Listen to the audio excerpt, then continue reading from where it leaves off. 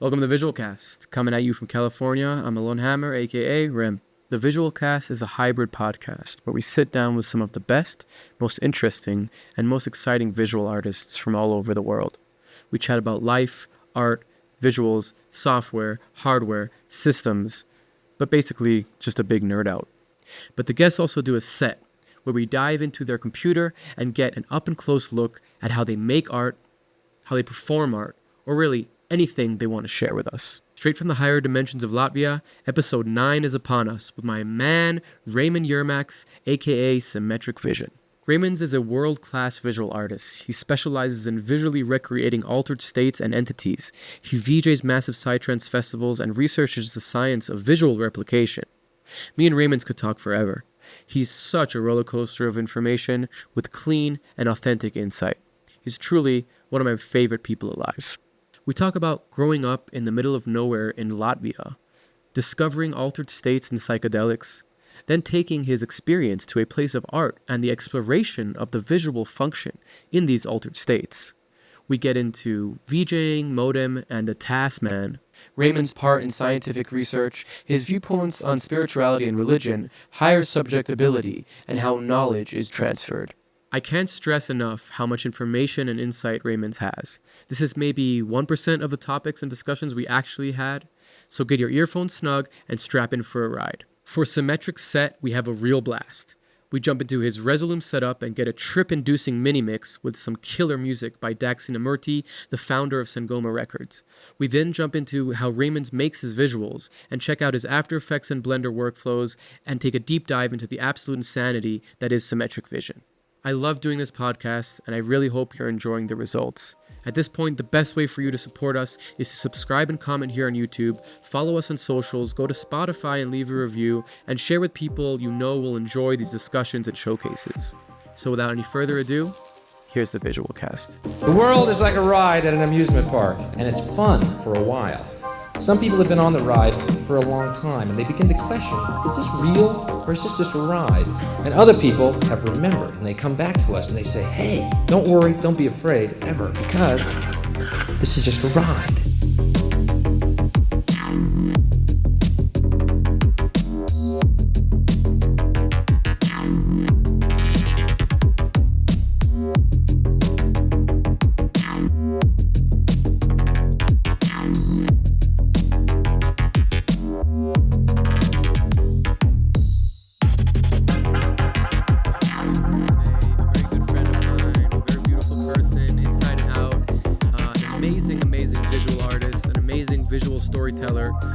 Raymond Yermax, Symmetric Vision. Welcome to the podcast, my friend. Hi, nice to meet you, brother. Long time no see. I can't even express the gratitude I feel for you for like inviting me here. And as always, as you might know, I'm very anxious about it and also excited. So I hope I don't mess this up that much. But well, I'm super pretty awesome. honored. How are you? I'm good, dude. I'm super honored that you're with us. I know you don't like to show your face very much, and I know you would like to have your anonymity, but I hope this is going to be a good opportunity for us to dive into the world of Raymond's, the world of Symmetric Vision, and kind of just, scratch the surface of what it means to replicate the psychedelic experience. So I'm going to start off with a question for you, and we're just going to jump right into it. Raymond, you are a master-level psychonaut. You've traversed the endless infinite space of higher dimension and altered states of consciousness. You map out these spaces, record them in your mind's eye, and download them into this dimension as some of the most trippy, perceptive, and cool-looking visuals I have ever seen. Your videos have millions of views, you have assisted in countless scientific research and experiments, and you've performed visuals in some of the biggest stages in Europe. So, my friend, what is it like being a pioneer in your field and bringing more and more people closer to the out-of-body experience? Oh boy, I think you can see that you're making me blush. This Yeah, I don't know what to say. Well, pretty much what does it feel to be me? It's pretty interesting. I can't really answer the question like, how are you doing and what's up and stuff like that, because so many things are happening in my life at the same time. And it's hard to keep a track of them. But yeah, I never expected to be here. I never expected this whole journey to go so far. I never expected my work to be seen as accurate, even though it was like my dream, my wish. For the past couple of years, I've been living life beyond my wildest dreams, and those dreams were not so wild, knowing where I come from. And yeah, I don't know. This is ridiculous. Like every time I think about it, or go in retrospect about things that like just these baby gifts, I like to call them, how far they've gone. It's really hard to believe the life I'm living, and yeah, I pretty much yeah, it's really hard. Like I wish I could describe this, but I'm very happy to see how this journey unfolds. All I can say is for people, just what if you have an urge inside to do something and it's creative in mind and you do it well, procrastinate, please do share it with people. You don't know what life is ahead of you if you share your soul with people. So I don't know. I never, it's just a surprise. Like, long story short, it's just constant surprise and constant gratitude for the place I am right now, and the path it's going forward. It's moving forward really fast, and yeah, I expected to be dead by now, to be honest. Yeah, this sounds funny, but I can go into a story a bit about it, of course. But it makes the whole thing even more ridiculous. And thank God you're not dead. And yeah, I'd love to hear. Thank you. I'm sure you've had many near death experiences, whether you know, esoterically in your head or actual physical. That's tricky. Yeah, I mean, you know, ego's death and you know, your consciousness death is definitely. Or choking on a peanut butter and syrup, and then passing out from lack of oxygen, and then for a moment seeing you literally like from a bowl in your kitchen room falling down, and as you see yourself falling down, you hit your back against the floor, and it kicks back the peanut butter, and you just suddenly wake up in your body. And stuff like that. Yeah, I mean that's just like a normal Tuesday for you, no? Oh no, I hope not. It's so far only it happened once. Oh my God. The same out of body experience multiple times, but choking on peanut butter once. Yeah. Well, I'd love to jump back to your, you know, to little Raymond, to your childhood, to kind of where you're from. You're from Latvia. Yes, and that's correct. You grew up in Latvia. I'd love to kind of just before we jump into kind of the you know, the psychedelic experiences and all of that stuff, I'd love to just hear from you. What was it like growing up in Latvia? Was art and kind of the pursuit of art something that was part of your childhood? Yeah, just give us a little bit about that. Okay. So I will try to go like really fast over my show. So I grew up in really middle of nowhere in a small village in Latvia. My parents were farmers, so I grew up in a farm, pretty much seeing, being around animals all the time, spending my childhood outside. No artistic pursuits, no artistic career in mind, no idea. Spent a lot of time just gaming, but what I saw was that the farming life in terms of animals and stuff was not for me. Anyway, so all my life, I was really into IT and computers and gaming mostly. That got pretty boring because I figured that you can do many things with computers. And yeah, I never really expected to do any of this. I had no artistic talents. I tried to learn how to draw for years, and I never worked out in any way, shape, or form. So I sort of gave up on it. So I went to study as an IT, got a vocational degree in IT, then college degree in mechatronics, because mechatronics was like the promise of future. So I learned skills how to make robots and stuff, and which proved to me to be more useful in the future. And then I have a degree in virtual reality development, software development, but not really, because 1 week before receiving my bachelor's, I quit school as a statement. which was like, yeah, I did it, and I did it. Actually, I quit school, bachelor's twice, and both times was a statement. And I had my chat with the dean of IT section, and he understood while I'm leaving, and the reason was that what I needed to spend 6 months on in university. For example, in a class of 3D, I could learn in YouTube in 10 minutes. And then why would I need to write the 600 papers about how to make a default cube in Blender if I can just do it, right? Yeah. So pretty much quit school for that. Also, the surprise was that always, to growing up, I never had to try, but I always excelled at things. So I was really curious about perception. Perception all my life, just seeing when people, like, for example, when people argue. As a kid, I saw when people argue, I could sort of feel that people talk about the same things, but from different perspectives, and they're not really listening. So really huge obsession with psychology, IT, technology, mostly psychology, mentalism, a bit of magic,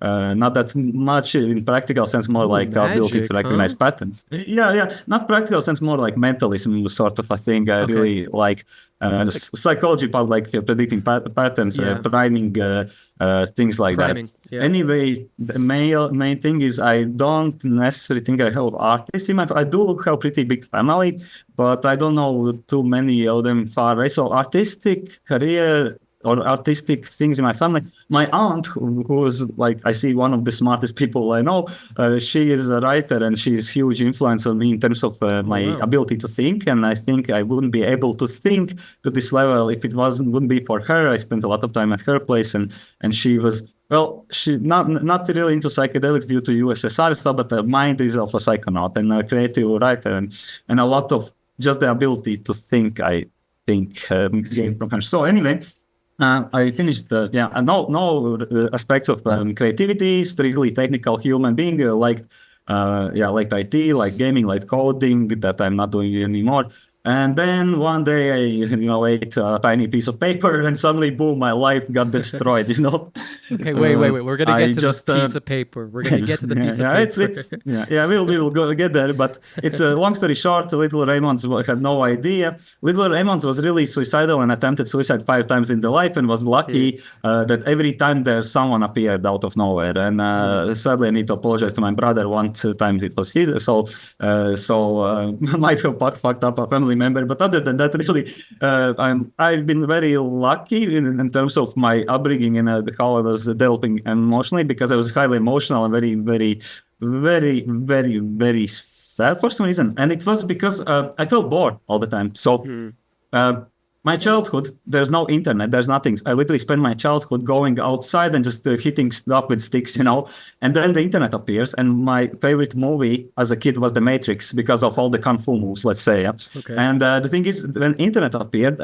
as opposed to my peers who saw internet as an unlimited source of porn, and I saw internet as the thing in The Matrix. I'm at 12. That's my exposure to the internet, and I'm like, so I realized, maybe I can do this thing, learn skills. So what I did was just Google how to press enter, and did everything because I was bored. So spent my teens just making, learning, doing whatever you could find. There weren't many things you could do at the time when like 2000. Did you not learn any, like, was not that you didn't learn anything in school, but was your schooling, were you homeschooled, or was the schooling just very broad? I was bored in school for most part. I remember spending, like in math class, I never really liked math, but as a practice, because I felt bored, I would finish the homework of entire year ahead of the time, just as a practice.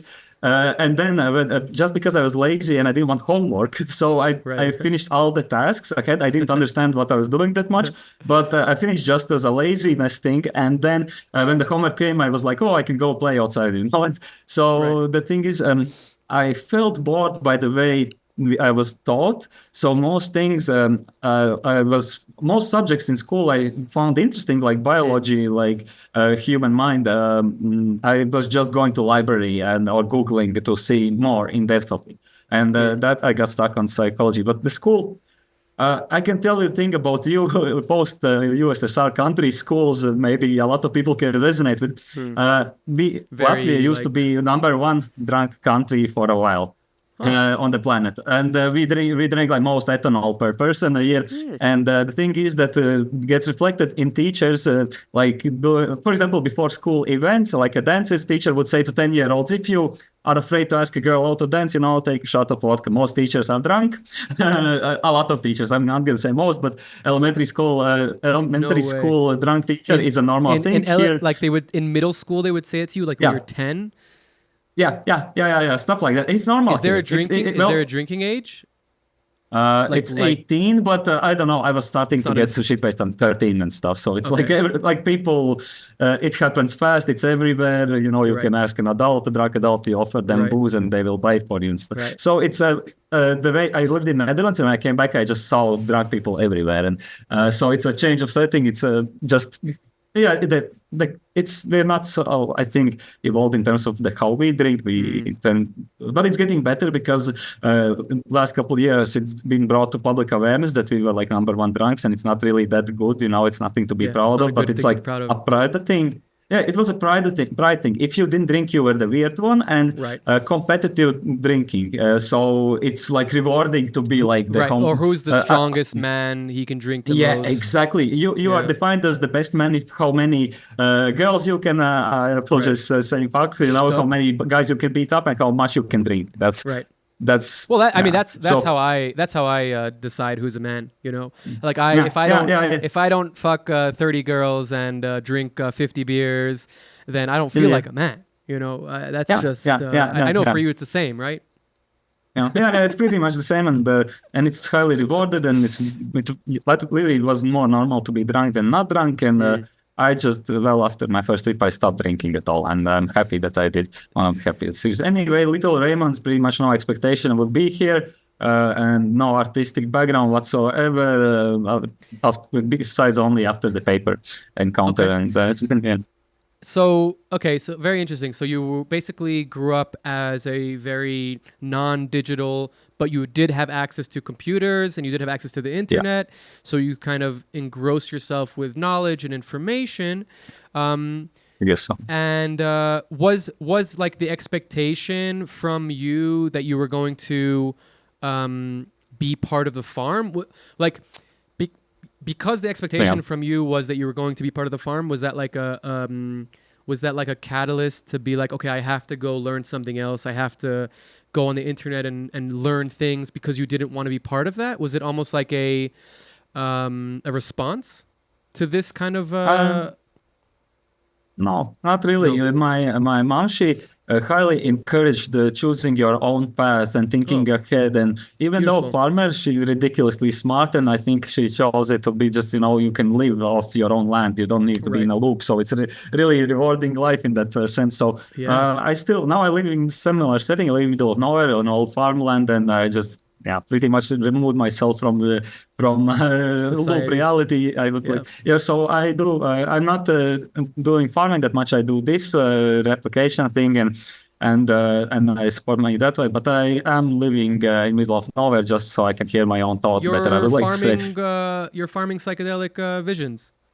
Well, that is one, and CBD and pretty much the food that we eat, and but I don't invest in that much. It's like minimum effort from my end. I spend most of my time doing this and trying to like keep up and survive doing this. But expectation was not there. My mom encouraged you choosing your own path, and IT really was the thing because I was a gamer. Yeah. And I highly appreciate that whole mentality right now, and more than anything, especially as I get older, seeing how the life unfolds. But the expectation was not there. Yeah. The expectation wasn't there. That's really beautiful. I mean, it's not like, that's also not very common. You'd think that rural mentality of like, farmers of like, oh, well, who's going to run the farm? Like, obviously our there kids, was a bit of it. There was. There must have been, right? Because it's kind of like you're in this environment, right? And it's like, okay, well, what else is there? This is all there is, right?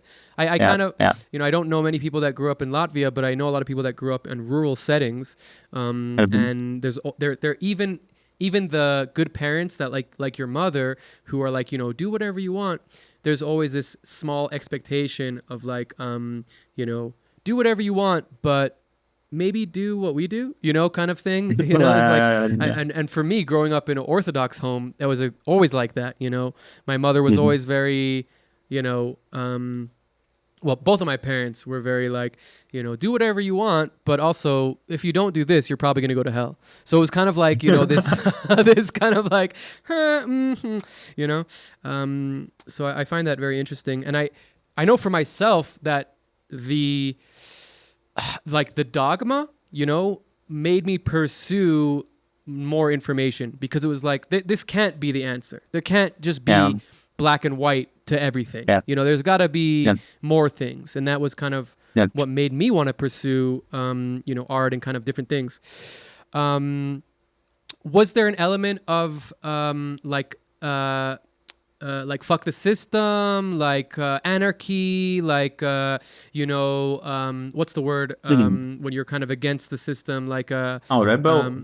Rebel, yeah. Was there kind of like a rebellious side of you by like before you ate the piece of paper? Was it kind of like almost like you were trying to find some way to rebel, or not necessarily?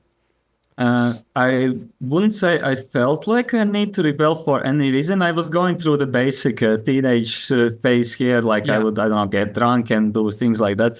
That seemed quite normal to hear. But the thing is, I was more obsessed about like the interaction between humans and sort of a harmony. And I tried to sort of, I don't know, like figure out people. And this whole thing is, this whole thing I'm doing is literally motivated just by psychology, and I will be able to explain on it later.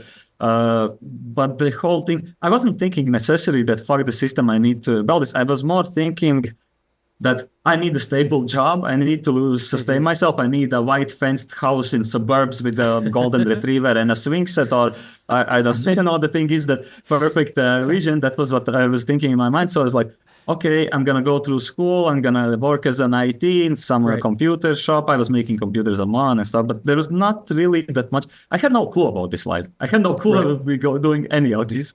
Yeah, so there was, I was more motivated by knowledge and more focusing on learning skills, because since I found the internet, and it was literally at the same time as I started going through puberty, for me it was, can I make a smoke bomb? Because, well, it was the first thing you see on Google when you would just Google how to. It's the first thing, literally, in 2008. Smoke bombs? Just smoke bombs. That was the only thing you could make, literally. Yeah, and stuff, and everything I could, and, just different, like, rockets and, like, old weapons, semi-automatic, but not like weapons in guns or stuff. No.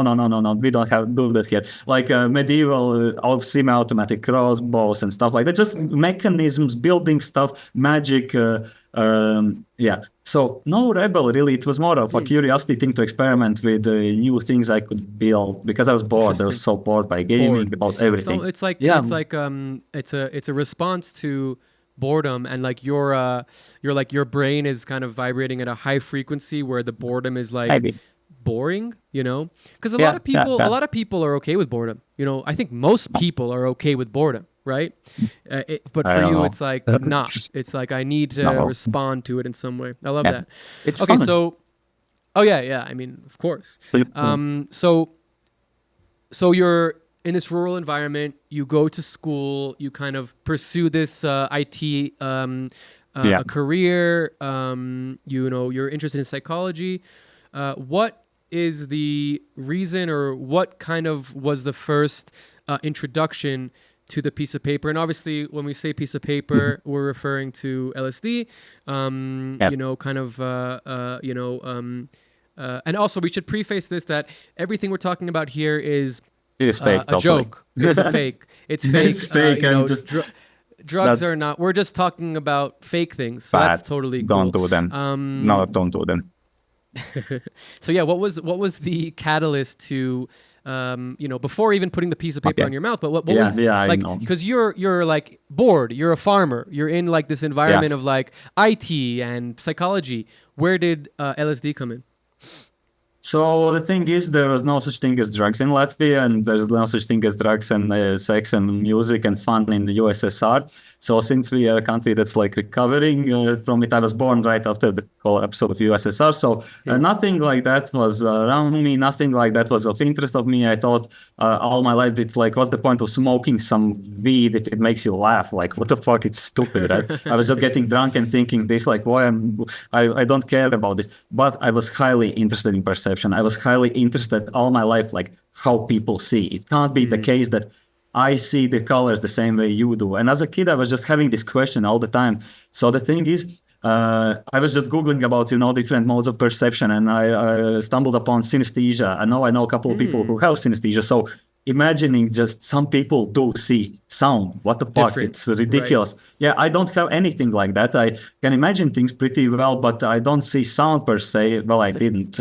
Maybe I do now a bit. But the thing is, it's fascinated me that people can see things differently, like hallucinations. The idea of hallucinating seemed that beyond most interesting thing for me whatsoever in life. So there is actually a rebellious part. So this is all fake, of course. I will talk from my memory. So I'm interested in psychology, and when I was a kid, I went to school for the first 5 grades in one school, and then I switched schools to another elementary school. So in this first school, we had a health class, and one lecture, let's say lecture lesson, was about drugs. So what was there? They were talking that all the drugs are bad, LSD will kill you. To this 11-year-olds, they don't do drugs, they're bad, they're bad. So they were showing us movies, and they were showing us movies, to my memory, of like people who are disfigured and like really, really messed up and in beds in hospitals, like suffering. And well, as a kid, you see that it's like, what the fuck? I'm 11. Okay, so Well, it sounds like to my memory, it sounds like the DARE program in America. yeah. So yeah. Yes, it sounds exactly like it, but that's the story gets It's that's the my memory, Latvian version. yeah. So my memory could be messed up, and I just remember it because of all the drugs I've done, let's say. So then I switched schools, and then I have a geography class. And geography class, we are having lessons in 8th grade about Chernobyl disaster. And we are seeing movies from Chernobyl disaster, and I remember that, like, what the fuck, I've seen this exact movie in a school about drugs. What? Like, I was not interested in drugs whatsoever. That made no sense to me. I was afraid that was bad, but I remember seeing exactly the same movie and thinking, okay, this is Chernobyl. I thought this was LSD. So wait. Okay, I forget it. Okay, anyway, this was just first thing I ever thought about drugs in any other sense than that they are bad. Anyway, the story continues. So I forgot about it. And then in university, I was studying for mechatronics, and I'm still a psychology junkie. So for the most part, I'm just observing people. I'm reading psychology and reading things about mentalism. I'm reading things about perception, synesthesia, psychosis, these states. And of course, because I'm reading about perception, I will end up seeing something about psychedelics, right? So and I read that, okay, there are these drugs that may cause your altered perception, see hallucinations and stuff. So my mind is just thinking, what the fuck, how it is to see something? I can't even imagine it, right? I did everything I could in terms to alter my state. I did lucid dreaming, Ganzfeld effects, sensory deprivation without a tank is the same Ganzfeld effect. You're staring at strobes and things, anything I could do to see differently. So I stumbled on the idea of psychedelics. I think all drugs are bad. I would never smoke weed or anything, and started reading about them. And I read about them for about, 3 years every day, just material about psychedelics. And it was a matter of me finding them that was in tricky part and impossible for me, because in this country I couldn't trust the fact that people would ever have a pure chemical. And now I've tested a lot of them, close to 200, and it's never been pure. I never engage in business, but I do these testings at parties for fun. Allegedly. Let's say, and it's test kits are allowed, and random things. So I gather my statistics and that are fake, of course, and like I wouldn't buy drugs in this country whatsoever. I don't. With your help, it's just literally I don't. So the story is. All it's in my mind is I have to find this somehow, but I don't trust anyone. There must be a way, and then it turns out that mushrooms grow outside. So and, that's it. So the rest is a study, the rest is inquiry and how you find and everything, and how people can educate themselves. I can tell you that I was looking at books in university and libraries, and there were books on mushrooms that I will not name that grow everywhere, almost on planet, especially in wet places. And it was stated in all the books that these mushrooms will kill you. They are poisonous, they will kill you. So, okay, obviously nobody touches them anyway. The whole thing is that I'm just fascinated by perception, the fact that you can tune it to such a degree that I just need to see how it is to see. I've lucid dreamed, I've done sleep deprivation, I've done actually coincidentally deliriums without knowing them, but that's so the Delirium, state. like a sleep deprivation kind of thing. Deliriums are a class of drugs, and I didn't know that it was a hallucinogen, but I was given it. Like The antipsychotic. datura. Datura, something like that, similar effects of datura. So I can tell you about those types of hallucinations too. Interesting.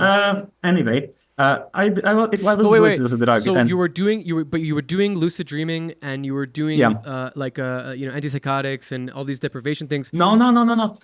I didn't touch any drugs before, let's say, the piece of paper, roughly. Besides DXM is a cough medicine.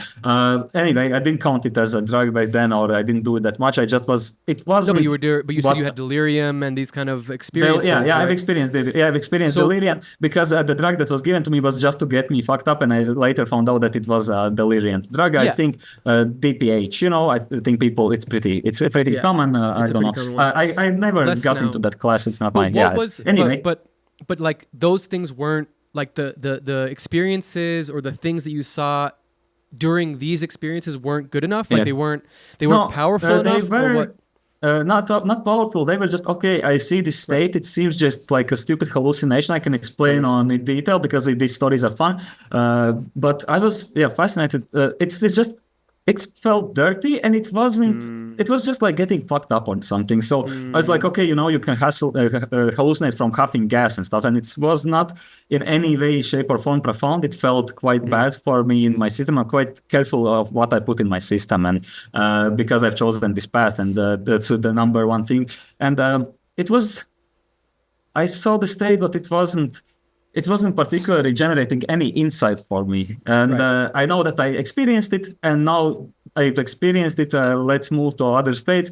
And so I got interested in mushrooms, and they grow in the nature. And and that completely changed my life. Wow. I turned from suicidal person into a happy someone who appreciates life as a gift in like 1 week. Oh, beautiful. That's really beautiful. I mean, that's inspiring. I'm very happy that you found that because I'm happy that you are here. I'm happy to know you, and I wouldn't have if you didn't find those mushrooms. So thank you, mushrooms. We're very happy. Thank you, mushrooms, and muchas gracias. Thank you, mushrooms. You think they're Spanish? No. I mean, but psilocybin came from South America to North America, pretty to Western culture at least, pretty. It's pretty documented. I mean, obviously, Amanita grows everywhere, and people have experienced that. But like the idea of psilocybin as like a tool of her medicine, that was from it was from South America. Yeah, for sure. Maria Sabina, what's her name? That lady. Maria Sabina, if I'm not mistaken. Maria Sabina, exactly. Yeah. I'm not that good with names. Yeah. So I also, I'm Rem, right? So, hi again. Nice to meet you again. Sleeping and dreaming is very important to me. I also was huge lucid dreaming person. That was like the thing that got me through the army. I was very, very depressed when I was in the military in Israel. And it was like lucid dreaming and LSD, but I didn't do LSD while I was in the military because that would be very bad. On the weekends I did it, but when I was in the army, the only thing that really like gave me forward movement and like made me, I don't think I was suicidal per se, but I was definitely very depressed. But lucid dreaming, and when I got really, really deep into it, and I could do maybe 2 or 3 lucid dreams a week, and keeping a dream journal, very, very very, very specific dream journal. I followed a really good book by Stephen LaBerge, dream state. So like when I was in it, it kind of required you to kind of be thinking about lucid dreaming the whole time. So I would, it's called testing your reality. So you kind of do a test, and then the idea is that if you test while you're awake many times, you're going to start testing while you're dreaming, and then if you test while you're dreaming, then you're going to wake up in your dream. And this worked for me really well, and it was something that really helped me. I woke up in the morning after a lucid dream and just felt amazing, like endorphins, and my brain was tuned, and it was amazing, you know. And the point that I bring this up is that like these experiences, these altered states, which lucid dreaming is totally an altered state. There's so many different types of altered states, you know, like meditation and reaching nirvana and lucid dreaming, and even people that have psychotic breaks, right, or people that are schizophrenic, are all altered states, and and DMT and all these type of entheogenic plants, and you can even go to sun gazing, and there's so many ways to enter an altered state. What I find so interesting is that the altered state is so A, subjective, and B, affected by the kind of tool that you're using to enter the altered state. So I think it's really interesting that you were practicing in a way altered states, right? You were doing lucid dreaming, you were doing all these type of things, but only when you did the natural mushroom was like a switch, or like a thing really turned on in you. I find that very interesting because it's almost like your brain was tuned, to this thing. And like, meditation and all these kind of other techniques maybe did good for you, and they maybe made you feel good, but they didn't switch a switch. And that's very interesting, right? Because it's like, what is the mechanism, and I think we'll get into it a little bit more when we go into your kind of scientific research, but I just want to talk about one more thing here. So when you did this paper, when you did this mushroom, and kind of your life changed, and you were less depressed, and you kind of realized that there's maybe something different in the world, was that kind of a catalyst to what made you interested in art? Okay, so this is quite interesting. So the idea is, first mushroom trip was living experience of a nightmare for me, and first 10 mushroom experiences were nightmares. I couldn't run away from them. I had the worst experience of my life. The only reason I kept doing it was because after each experience, I learned that some part of me that was responsible, I think now, for some typical anxiety or thing that was making me, let's say, suicidal and depressed, I understood it bit by bit. So even though the experiences were nightmarish for me, I still, because I learned something, a tiny bit that made my life a bit more bearable, I repeated those. And art was not a thing for my until my first trips, but after like second or so acid trip, because that was the thing that happened that completely changed my entire life, entire course of life, entire path. I couldn't have a normal existence anymore since then. And the way I can tell you this at this time, so for these years of about reading about psychedelics, this is very important. So only thing I could not find were the examples of how it looks like. There were like none. I can say less than 10 movies existed. Enter the Void, probably Blueberry, Taking Woodstock. Taking Woodstock still being, in my mind, the most accurate replication yet. Though.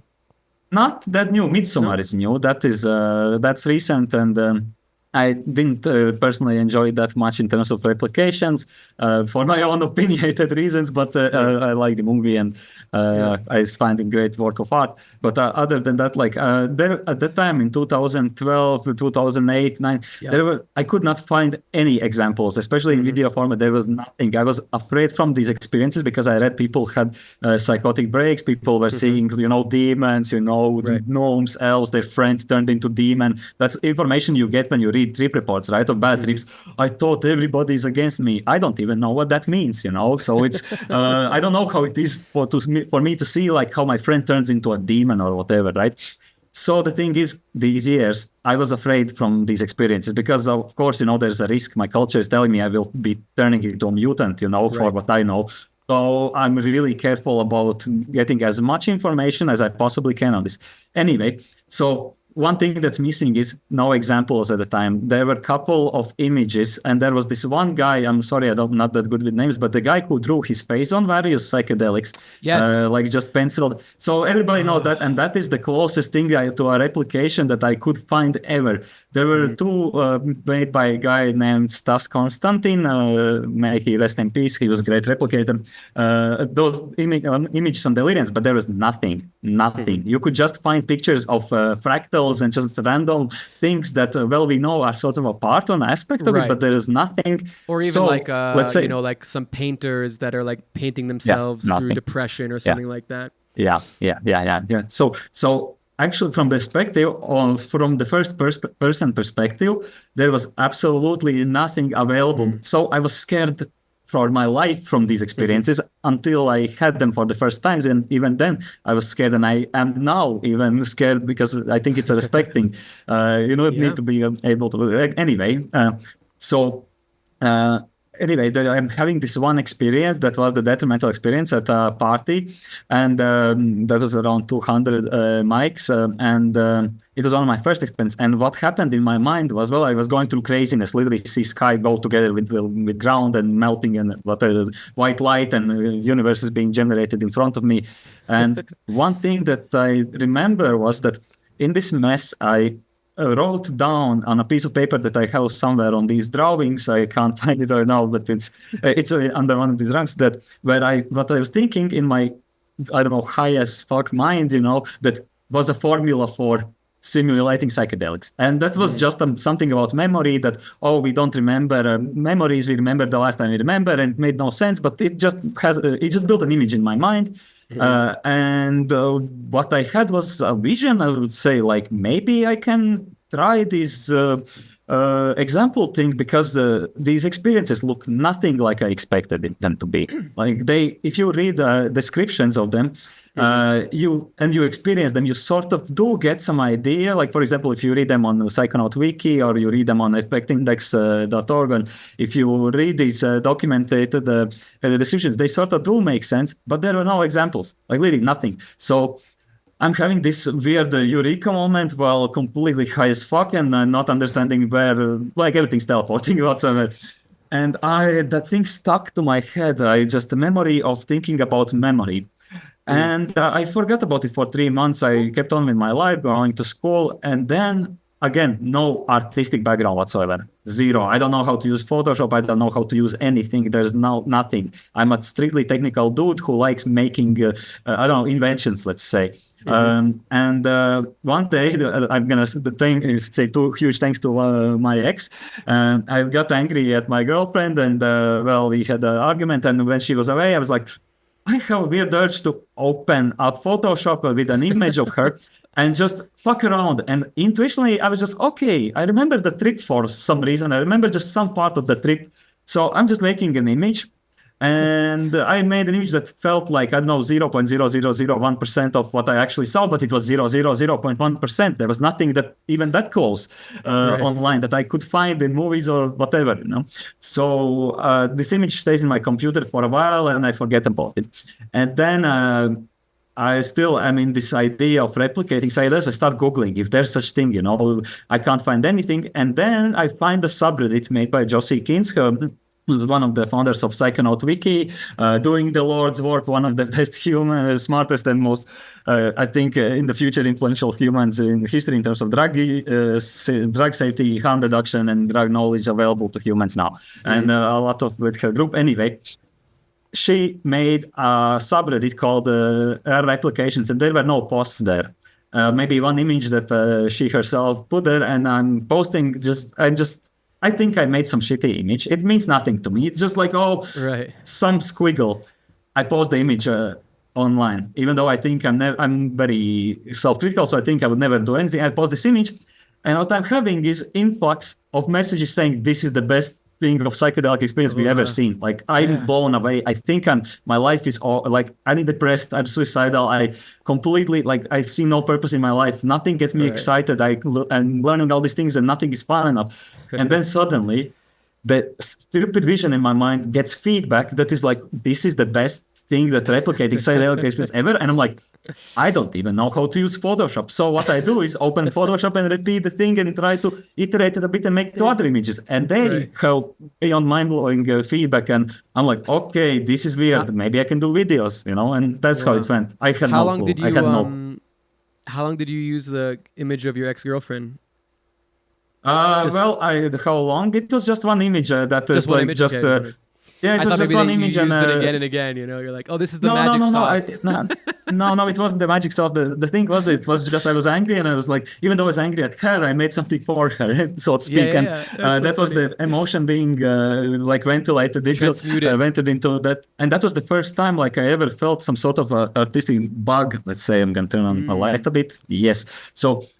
Anyway, I keep posting, and I have no clue about video editing. I'm just sitting in class and instead of paying attention in university in class, I'm just Googling how to edit videos, how to do anything. There's, of course, nothing is like how to make psychedelic replications, right? There's nothing. There aren't even psychedelic replications besides these couple of images. And okay, well, I have to figure it out. I don't know what software to use. So I'm sitting in class instead of learning Java. I'm opening up every software, trying every software I can, and I stumble upon After Effects, and it has like basic turbulent displays because I'm like trying every effect one by one and seeing what happens. Yeah, that's how I learn. Like I learn fast, but what I do is open new software and just try everything really fast, and it sticks in my memory. So I sort of remember where to look, and so I spent years doing that. Now it's been 10 years doing that all day, every day with different softwares, just saying what happened, what is good, and then just reiterating. So I don't think I'm an artist. I've been called that numerous times, like oh my god, visionary and whatever. Even though I'm literally doing visionary art. yeah. But I don't think I'm self an I'll artist. call you an artist. It's okay. Okay, We're all well, artists. you're allowed. what's and all an good. artist? Yeah. We're all artists. Yeah. Art is a very Now I blanket agree term. though. Yeah. Now I do agree with that, and now I life career has in the past has shifted. So yeah, no artistic background whatsoever. Art started literally because intuition from that experience, the deja vu flashbacks, let's say, was just feeding my memory, and then I realized you don't remember psychedelics that well, right? So next 2 years of next 2 years of my life, I try to learn how to remember, and there's no instruction on that. So all my experiences are not about seeing the color or experiencing enlightenment. I'm literally obsessed with remembering and how to do that. It's impossible. It seems impossible to me. So 2 years of doing that, and now I can sort of describe a way I figured it out for me. But it seems I've told it to people, and so people seem to have to catch caught on, and they report that it works for them. But yeah, I just changed the way I look at these visuals I experience, and in a way, sort of like, I don't know, you don't try to remember your experiences with language. You don't describe as I saw hexagons. You sort of override that impulse with just remembering it with your vision, and as long as you don't attach language to it, you remember it much clearer, and as soon as you attach language to it, your memory gets hijacked, and it fills the details with. Yeah, I think so. It's just it makes a lot of sense. It's similar to dreams. What you're supposed to do when you keep a dream journal is you're not supposed to talk when you wake up. This first thing you're supposed to do when you wake up is write. Because the moment you start talking about this experience, even the moment you start writing it, it starts to dissipate. So I think it's a mechanism of the brain. I think it's almost like a defense mechanism, probably of some sort. Like a flight or fright mechanism of like, you're going through this very, very high, out of body, higher dimension experience, like dreaming or like psychedelics.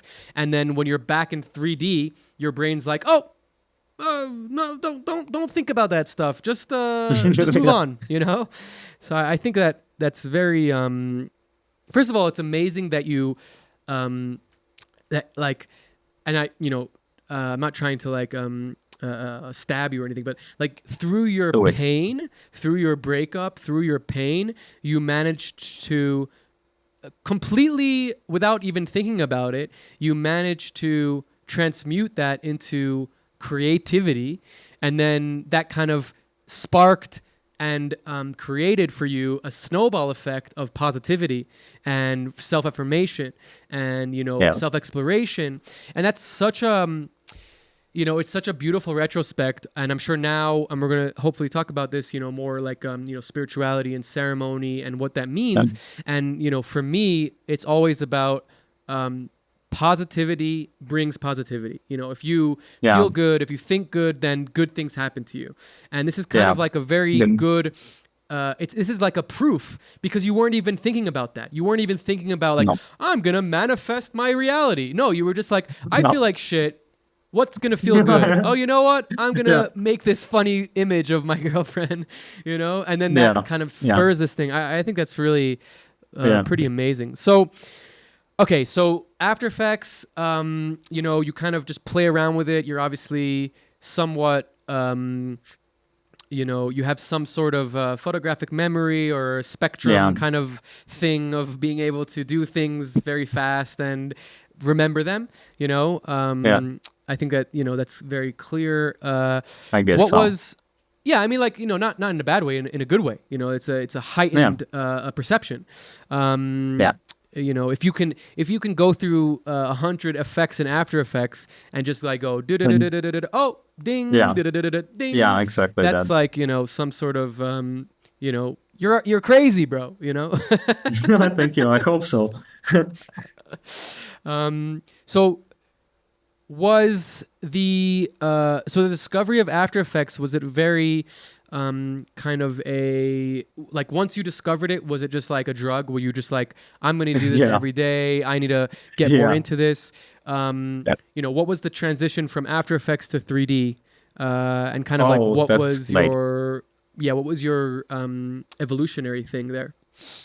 Okay, so pretty much after I was doing even a bit of 3D in After Effects at first, but After Effects became like a drug to me. Instead of paying attention to school and university, I was just spending my time in After Effects, figuring out systems, how I can, like, for example, ask my classmate to take like notes of my homework for me. I do them with home, so I can most time possible to do in After Effects. I was skipping class to sit in my dorm and at that time my flat in After Effects and just spending every single time I can just to get, because every time I posted something, I got beyond mind-blowing feedback without expecting it ever. I'm just making wavy GIFs, you know, just with the idea Right. that it could resemble things. And my obsession was accuracy. I didn't give a shit about how it looks. I didn't give a shit about aesthetic value. I didn't give a shit about message. Nothing of that matters to me.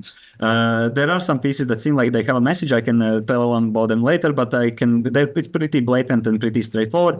The thing is, just obsession with the accurate aspects, and I'm never accurate. I'm probably one of the very rare, as far as I know, I'm the only replicator who's been doing this for the longest and says I'm never accurate.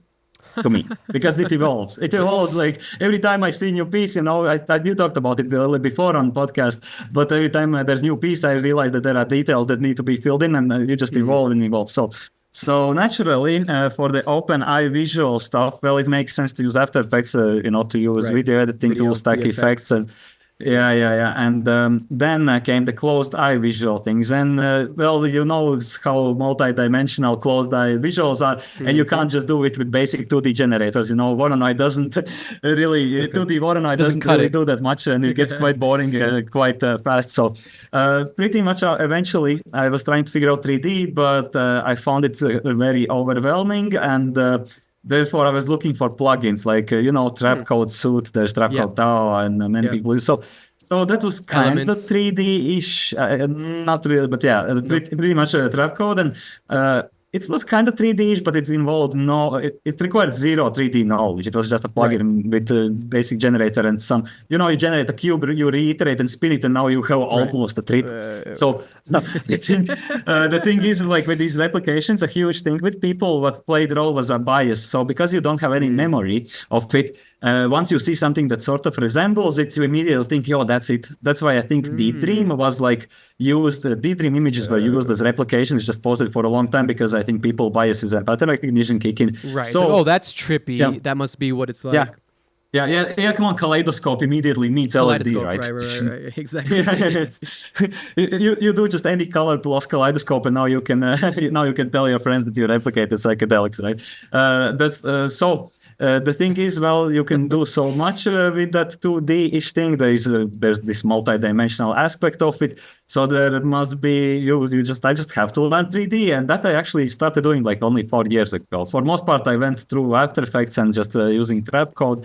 But then, well, I had my first experience with DMT, and entities had to be made. Entities just required that. So, that being said, I had to figure out a way to make entities, and you can't make entities in Trapcode DAO that easily. You can just make some noodles and tunnels, So that started the new journey of at that time Cinema 4D, because I was working in an art school and I got Cinema 4D and a lot of other licenses for 10 years, and that ended just now. And like 2 weeks ago, it ended. Really? So last 2 weeks, I've been binging Blender, and I have binged Blender for 2 weeks, about 16 hours a day, all day, every day, because I need something to create with, and I can't get Cinema 4D anymore. I'm still like living in the middle of nowhere. So anyway, I left Cinema 4D and Octane because Octane was physically based, and I didn't need to learn math I didn't need to understand how rendering engine worked, but I needed to understand physics. And since I understand physics pretty well, I think so enough to know Octane.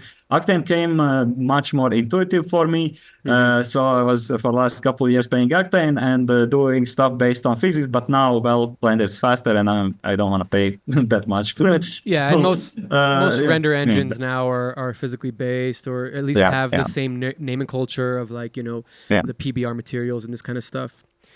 Now, Interesting. And that was so yeah. Getting into 3D is probably a very another dimension, right? You're now it is. Well, it requires a lot of learning if you don't know shit about 3D and don't know shit about drawing. And I can tell you one thing that was really interesting that will help, I think, people who are trying to start. And I just try to spout advice even without people asking me. But these things I really like shortcuts, and I really like, let's not say cheats, but I like mind hacks and ways how you can apply mentalities to learn things faster.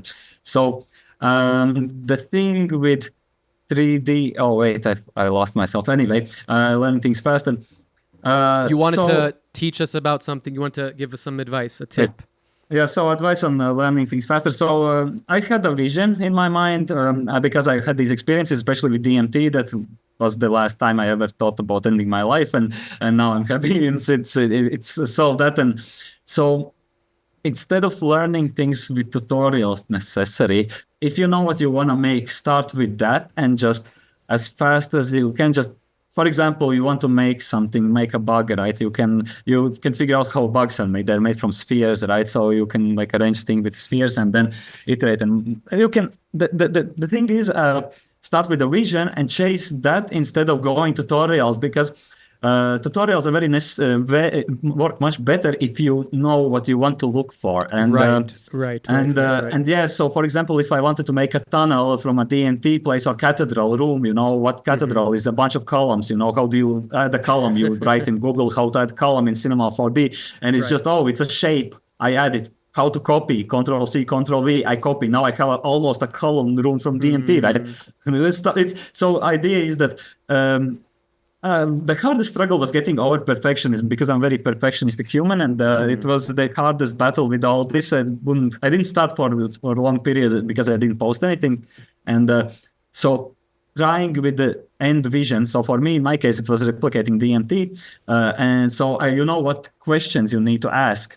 Of course, at the first it will be very tedious and it's very, very overwhelming. But when you are looking at your end vision, you're highly motivated. It's like free stimulants. I'm telling you, man, it's like, I'm addicted to this. This is ridiculous. It's like living the purpose over and over again, because that vision is something you truly care about, right? Yeah. So you can, if you know how to make a goal to get to. Yeah. So now you know how to make a room out of cylinders, right? Well, what is this entity you see in front of you? It's kind of a tube that wiggles, right? What is the tube that wiggles? A tentacle. You Google how to make tentacle or anything else that is tube that wiggles, and boom, now you have a tube that wiggles. You figure out it hasn't any color. You Google how to make color. Oh, you need it animated. How do you animate? I love that. It's such a good way to learn. There are two keyframes. Yeah. It's learning. Because it's learning.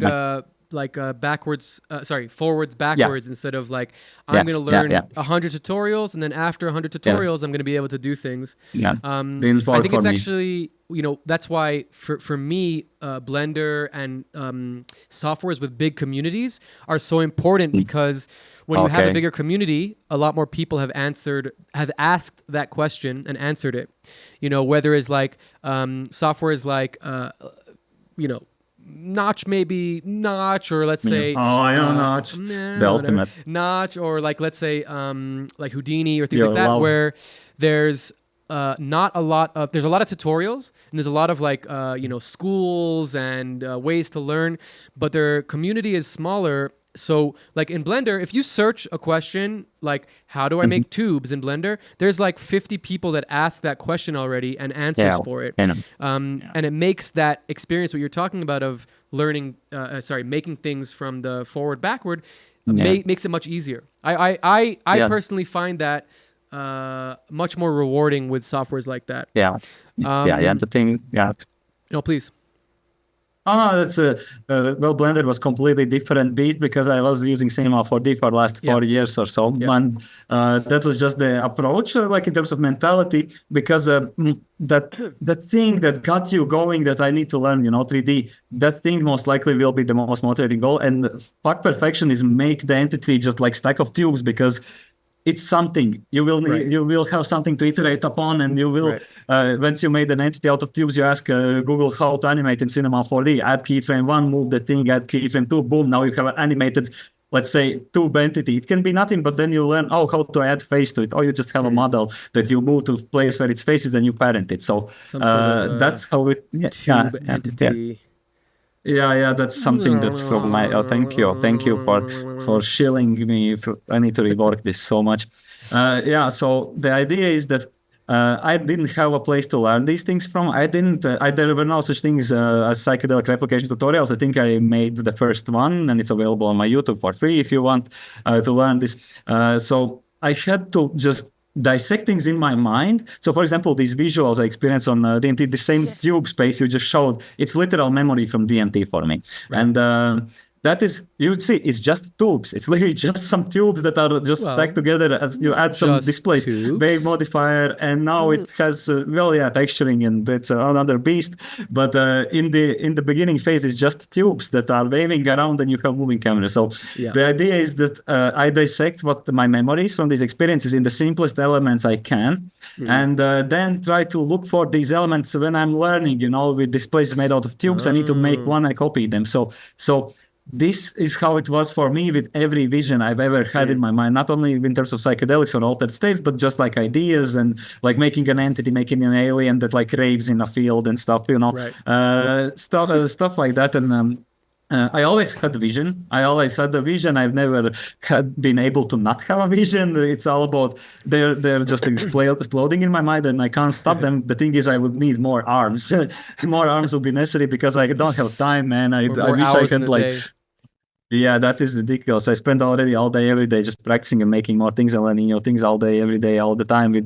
So you're deep into replication. You're deep into getting better at your craft. You're deeper at being able to express yourself and remember your replication. Remember your trips and being able to bring them down to 3D.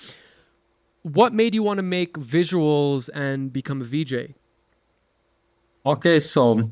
After I've gotten more than I could count feedback on my accuracy, I got this place where I'm sharing it online and stuff. But the thing is, the visuals I'm making, they're renders and they're not really living. So next step is maybe if there is a way to make these entities and spaces more living, right? So there must be a way. There must be some way how to do these things real time. And I will have questions to you about real time because I really want to get into real time. But anyway, there must be a way to make these beings and spaces more living instead of just rendering them. So eventually I stumbled up on Resolume because, these performances are live, right? So if I'm looking for live visuals, I find Resolume. And even though most tutorials and everything relates about VJing some clips and adding effects, I realized that if I make my entity videos a certain way, I can make them living. I can switch up parameters in a hardcore render just to make the thing seem like it's more living, and then I can play with it real time in Resolume and record it to make more, let's say, living experiences. And you've seen it and I hope at least according to feedback, I managed to do it, but I am still learning. And the thing is, it wasn't the VJing. So I'm playing with Resolume, and I'm sort of stage shy. I don't really like attention that much. I do get a lot of it, and I'm finding it mind blowing that people are coming up to me and recognizing me, but I really don't like attention that much. I find it painful, to be honest. Yeah, and yeah, you've seen me, some of them constantly overwhelmed anyway. So Resolume. I keep getting messages from people. You should do this for concerts. You should do this for concerts. I'm thinking that I can't do this for concerts. I'm just making videos. I don't know what. I just like this Resolume thing because I can make my things more living and more accurate. Right. Let's say DMT trips that still evolve and are never accurate to me. Anyway, then I go to Modem. I did play visuals. Not mine visuals, but I must say those are not commercial parties. Those are just private parties. But I have played TAS visuals and Yuan visuals at parties before, just because I wanted to fuck around with Resolume, and I was playing Psytrance as a DJ at parties. Also sort of by accident, and people were like, "Oh, you do these visuals. Do you want to play at party? Maybe try experimenting with visuals." I'm like, "Okay, I don't know what the fuck I'm doing. I'm just gonna go and listen to loud music because I don't have speakers at home. I can listen to music I love very loudly. It's nice.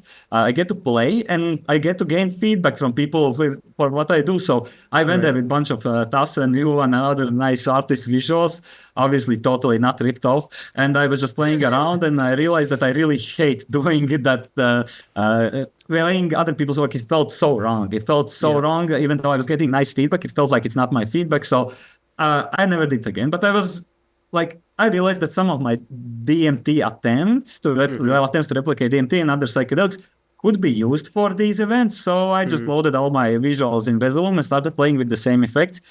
And then, let's say, bunch of smaller parties with my friends. I was just experimenting, and then I realized that I can get in a flow, like in this weird state of flow where performance. You talked about it before. Yeah, you talked about this before in our previous podcast. But when you are in unison with the DJ, with your visuals, and you're dancing, and light people are in unison, and this happens in small parties, so I catch a glimpse of it, and I get addicted for the feeling. So anyway, still not VJ, still just experimenting, and then I go to Modem for the first time in 2019 because I went to a couple of festivals before, and everywhere I meet people and they ask me, "Oh, what do you do with your life?" And I'm like, "Oh, I'm making these visuals, trying to replicate psychedelics, blah, blah, blah, not really good, blah, blah, blah." They're like, "You should go to Modem." And it repeated so many times in my life that I just had to just try it. So I go to Modem. And Modem.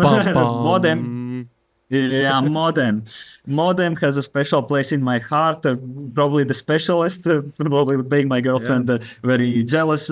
But the thing is, Modem was the thing that got it for me. So I went to Modem, and I see the highest detailed, most loving expressions of creativity in the highest detail I've ever seen everywhere, anywhere in my life before. I see people making things because they love. I see love everywhere. In the food people cook, just ultimate love. Like the coffee that gets made in Modem is like, you see how people make the coffee. They love making coffee. So everything is to such a degree of love. I get hypnotized by it. And then, of course, visuals. And then I need to say big thanks to our big daddy TAS. Because, I was familiar with TAS, and I had an experience with a bit of brother Dimitri and Hive Mind. Hive Stage, exactly when the set ended, I got, let's say, not high because this is a fake story, but the visual set ended. I thought I was dead because it's a cliche story. And then TAS started his set with the new next VJ, and it blew my socks off because I felt some weird communication, and maybe, crazy people in Modem talk about communication, blah, blah, blah, blah, blah. Let's not speak about it.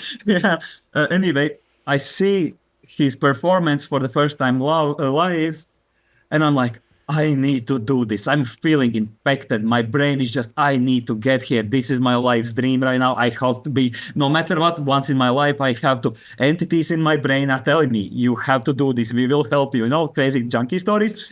Entities are telling me, we guide you, and we're going to do whatever to help you get here, So I have no experience. I have no clue. I just went to Modem and saw some of the craziest stuff ever. People there, like, please never stop Modem. No matter what, please never stop Modem. That is the best psychotherapy on the planet. To everyone I know who's gotten their best psychotherapy on the planet. Don't go to psychologists. as a to modem. psychology advocate, I suggest not go to psychologist, go to modem. Anyway, you will have the therapy of your life. Anyway, you will spam for modem. So the thing is, I don't know how to do this. I have no stage-friendly work. I have no idea how to do this properly. I'm fan of Tas. I'm fan of you, and I'm fan of most visionary artists. I'm fan of you, dude. I'm fan of everyone I can find doing Thank you. VJing, but I'm too shy to talk to people. Identify as having rejection sensitive dysphoria. At least people say I do, whatever. I can't start conversations, but I'm like, I have to go there. I have to go there. So I write Tas. And I'm like, okay, dude, you don't know me, but I need to say thank you for being doing what you do. I have no clue what I'm doing. I just feel infected. I need to go to modem. Once in my life, I really, really need to go to modem. Here's my work. I know it's not stage friendly. Can you please help me in any way, shape, or form? That any advice, anything that could help me do my work in stage friendly way. So there comes the resemblance for me with my work in Tas Visual Works, because I've been lucky enough to had a chance to learn from him, and it's been lucky enough to learn from an idol and being mentored by an idol, and beyond mind-blowing teacher, mentor. He helped me tremendously, not in in terms of understanding color. I didn't know shit about color. I didn't know shit about composition. I have no idea. I have no artistic clue. I just want to go to modem. So my visuals, of course, I make demo reel. They don't work for modem because of LEDs. So I get feedback from Bjorn, and I get feedback from modem that my visuals do not work. But I do spend next year and a half just every day trying to get everything I do. I'm just reiterating, making everything I do just to get to modem, and learning, sending iterations to Tas, and he's giving me advice on how to improve stuff, because I have visions in my mind. I need tools, and I'm now in the opportunity to share these replications with people for the first time in my life, and maybe make them dance, their entities, and communicate. This is like once in a lifetime opportunity. So I'm beyond grateful for Tas. I'm beyond grateful for you, dude. I'm beyond grateful for every instance. I'm beyond grateful for modem, for everyone, for this chance that I got to go. My first festival was my dream festival. I had no idea. That's why I was talking about shitting my pants all the time, because I had no started clue. at the top. You start. Oh, Yeah, dude, no, I remember when I remember when I heard that you were coming, and I was like, the TAS. I'm like, we kind of like had this discussion of like, who's playing that year. It was like a very open discussion. But then I was like, what's a Symmetric Vision guy? Like, is he a VJ? Like, what's it? And Taz like, no, he's this guy. I've been helping him. I've been showing him. I'm like, oh, okay. If you're helping him and showing him, then it's gonna be fine. And then like, thank you, you Tas. walk into the you walk into the workshop, and we're all like, everybody's nerds, just like sitting on their computer, like very deep, very excited, very nervous. And you're like, hello, I'm Symmetric Vision. Hi, blah, blah, blah. I'm so nervous. I'm gonna shit my pants. And we're all like, what is this guy talking about? He's gonna shit his pants? Like, what was he it was the funniest introduction to a person. And then like, talking to you, and then kind of putting together your, extreme love for psychedelics and all this kind of stuff. It was very clear that you were extremely excited and passionate about this experience. I'm grateful for Tas for bringing you into this world, because I would have never met you. Both. And also, like, I think that seeing your love and progression for VJing and visuals has altered and changed and elevated your ability to, do your main goal of bringing these altered dimensions to 3D. And just a small thing about Tas, because you were saying, that you played his visuals, totally not ripped. Totally not from YouTube. Totally not from YouTube. I was just talking to him a few days ago, and we were just saying, he started his Patreon. Everybody should go check out TAS's Patreon. It's amazing. And we were just talking about, like, he's like, I'm doing this Patreon, and I was like, it's so awesome that you're doing it like this and not just selling like packs, because you could have just sold packs, right, and made tons of money or whatever, but you're actually showing people how to use your visuals. And I was I was just laughing at, like, everybody has task visual, like every VJ Yeah, has yeah, task yeah, visual yeah. folder Yeah, on everybody. their thing of just like ripped Vimeo videos, and he's like, he's like, nah, you know, he's like doesn't even care, you know. He He's gets like, it. whatever. He gets He's like, okay. He gets the universe. He gets the game. In my mind, he gets the game, and he's doing wonderful job at whatever reality. He's the best. He's sharing the knowledge and teaching. And like I'm beyond grateful. I would not ever imagine that I would be able to learn. I would not say to learn from the best because I don't see such thing as best ever. But I learn from him because I always wanted to understand space and color, and I never did to a degree I do now without him, and composition, and he shared so much insight Totally. and so many wonderful people. Same as with you, dude. You are like a representation of the ultimate logic ability. The way you troubleshoot, dude. You have no clue. I'm learning troubleshooting as I watch you, like you acting when the stuff goes down. I'm like If all only of you I could guys, like. troubleshoot my life like I troubleshoot my Oh yeah, visuals. same. Yeah, same. Well, I could like do the same thing with my life. It's only. always that it's. But I wouldn't be Modem there. is such a special place. You know, I also Yeah. the first place that I Yeah. said to myself that I want to do visuals was at Modem. You know, watching Delta Process, Fed and Faye, like Yeah. just sitting there, like watching them play and get into it. Yeah, It really yeah. was like it wasn't like, oh, I could do this. It was more of like, I want to do this. I have to do this. You know? Yeah, yeah. You just have to. Yeah, I think Modem is really like it's a breeding ground for creativity and inspiration. Yeah. And that's why I'm so grateful for being part of it, because it gives me, you know, a big goal of mine is to inspire others, and I'm sure for you yourself as well. You want to just inspire Nope. other people. It doesn't matter what Nope. you're inspiring them to do, as long as you're inspiring them to No. do something that makes their life better. You know, Not and at I all. think that yeah, I don't think care that for Modem- that. No, really. Yeah, well, Like- you're doing it in a different way. You're not necessarily directly inspiring people per se, but you're enabling people to be able to experience Yeah, altered that could dimensions be and the- altered states, right? So that's I hope inspiration so. for Yeah. sure.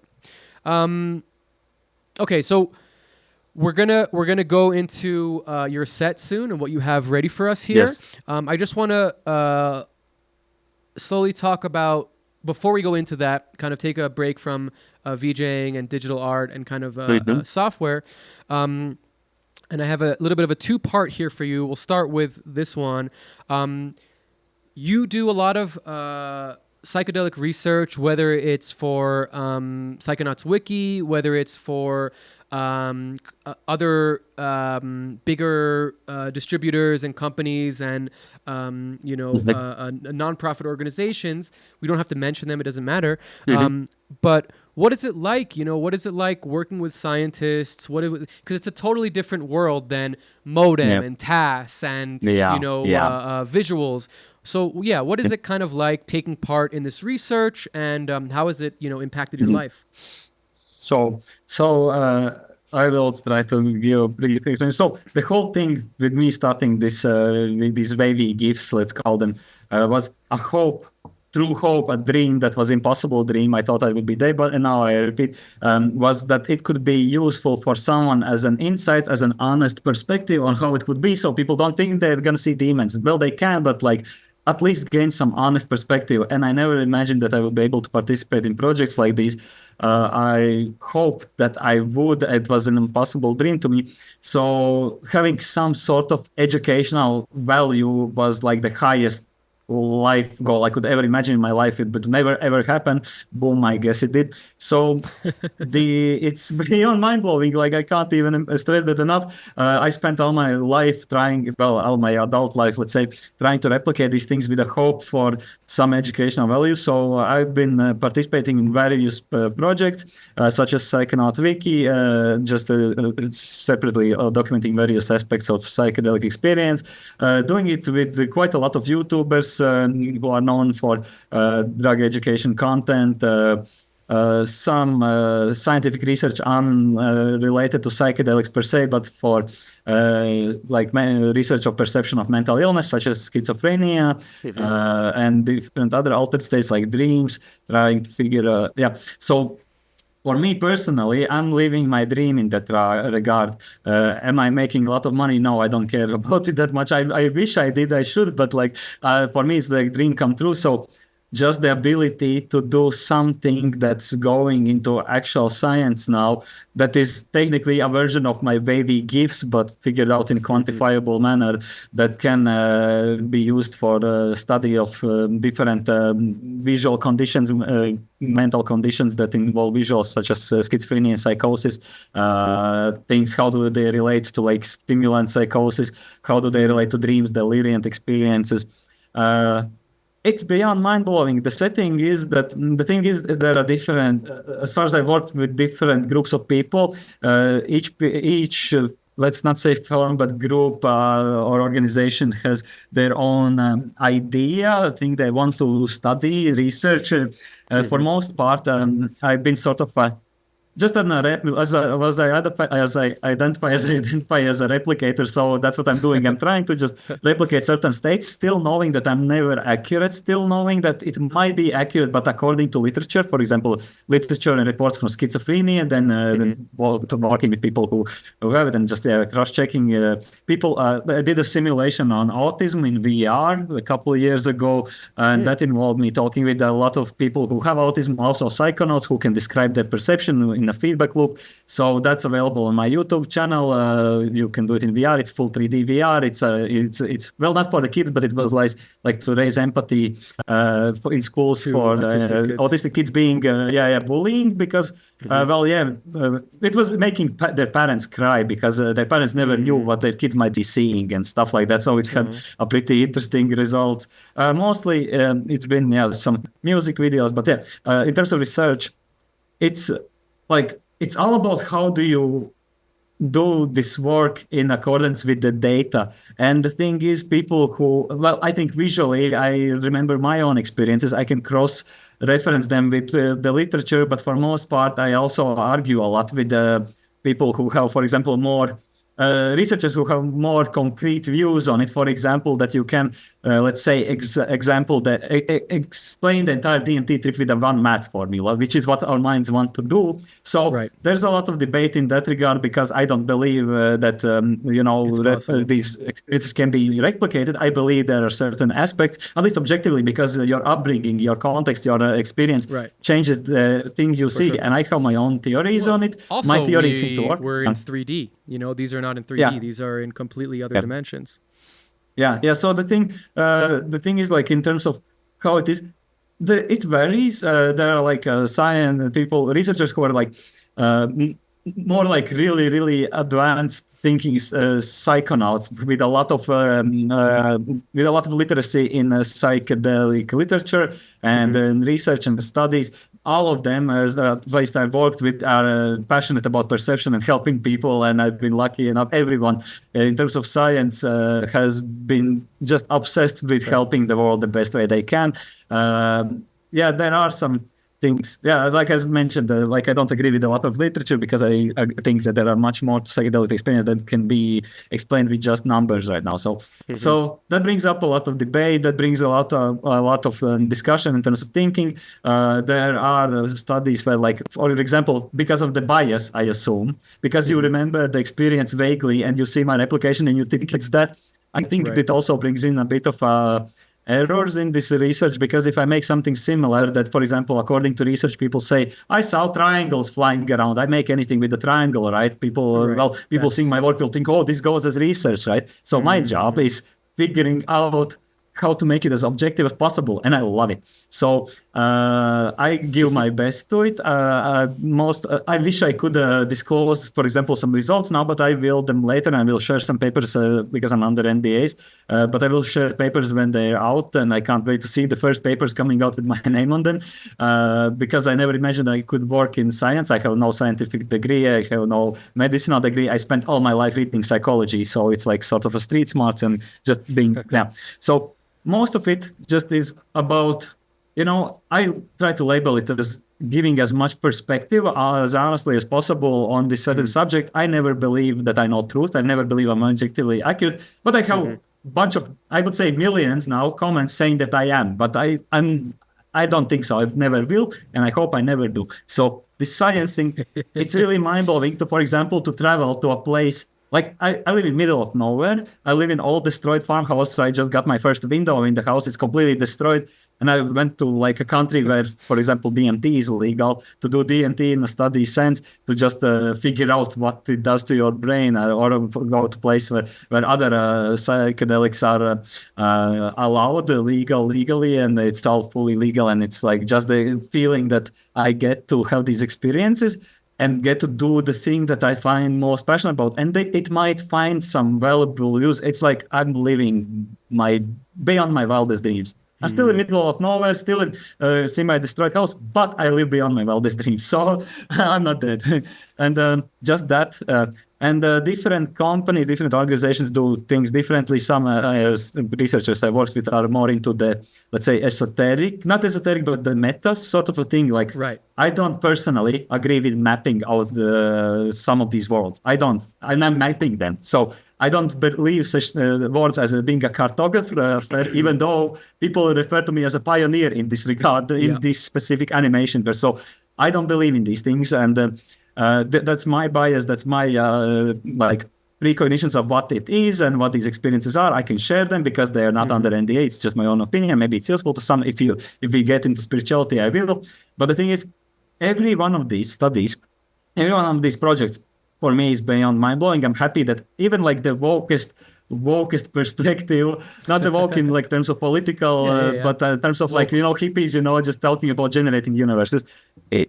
From even those are beyond mind-blowing because people still find out things and like, for example, the representations will just give some idea. I'm never saying that I'm accurate. So it is awesome. It is very rewarding. I hope science got more money because I think science needs more money in terms of like spending it on rockets and stuff. But like, science, it does help build stuff. And other than that, it's rewarding. It's really, I never imagined my baby geese would go there. I got attacked for them on the first 3 years of my life doing those. That's why I got out of Latvia, because the drug situation here was very taboo, I got attacked in Latvia. Really? Is that that's why you went to Amsterdam? So the thing is, for the first 3 years of me doing so, here there was and is no drug education at all. So what we think is that everything is, maybe not anymore, but everything is heroin needles. Every drug will kill you. So people are afraid. Used to be. I don't know now. I'm not engaging that much. I'm living in the middle of nowhere. But the idea is that people saw me as a threat whenever, like, I went to any job I would have, like, for example, as a web dev, as a graphic designer, as a teacher, every job I would over time get connected to people. And as soon as they saw my art, they got scared and I immediately lost the job. And in one case, I was like blamed for infiltrating school for getting kids hooked on heroin needles because I did art. I've been attacked on the street because this. Yeah. Why would I show some perspective on how it is? Maybe to not do that, right? So the idea is, like, I got attacked in events because people were like this is one case I can tell you. In a bar, I was attacked by this crazy lady. I was called crazy. Of course, this is fake story, for trying to spam drugs in her city because her kid is 2 years old and she's drunk right now at a bar, completely shit-faced. And I'm like, oh, okay, you're in the bar, completely shit-faced, and I'm doing bad to your kid right now. And stuff anyway. So I'm getting people every time I'm getting a new job or any way I get in community. As soon as I get to know people Google me, immediately I get thrown out in that regard. So, I'm in a place where my art, even I didn't even do substances here because I was so afraid from it. So I had these couple of experiences. So I was like, okay, I'm never touching them again. But my dream was to go to Netherlands. So I moved to the Netherlands for a couple of years because in the Netherlands, as you know, these things get taken. Drugs are not great, but they are more understood, and people actually care about safety, so you can test them for free.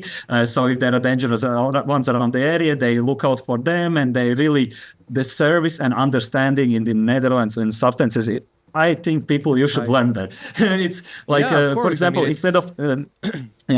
I need this one example to spam Netherlands. So, for example, in my school, I knew, and my culture was said that all the drugs are bad and stuff. In Netherlands, I just saw booklets with each specific drug saying what it does and what are considered effects and what are considered side effects. So people, when they try them, they know that also side effects exist instead of they're just better than alcohol, to my first experience. So people learn, and there are many things. I just saw the place much more intelligent, and I was not a criminal for making my art. Right. And the funny thing is, I showed my art to people, and they were like, when they heard my story, they were like, "You're a criminal. You're a scientist. You don't realize this is science." So I got in touch with people who do science, and I got friends who do drug politics and studies in the Netherlands and all kinds of things. I got a chance to be in the first museum on drugs opening in the Netherlands and stuff like Nice. that. And so now I'm living the life of just working in a factory in the Netherlands as an Eastern European immigrant worker while being a scientist, but not a criminal, because I can do the substance legally, and because research chemicals, a bunch of them are allowed. So you get to do analogs. I get to gather experience, and now I know how to remember those experiences. So I'm just collecting knowledge, baby. Right. I'm just Right. collecting knowledge like Amazing. crazy every weekend.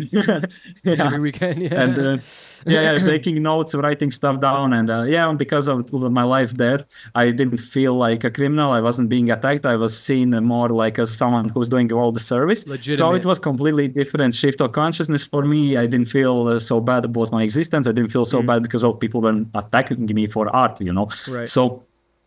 So these things, and then Why did you leave Amsterdam? I didn't go to I didn't live in Amsterdam. I actually don't like Or why'd you Amsterdam. leave- Amsterdam why'd is you leave like the the worst Netherlands? place for me.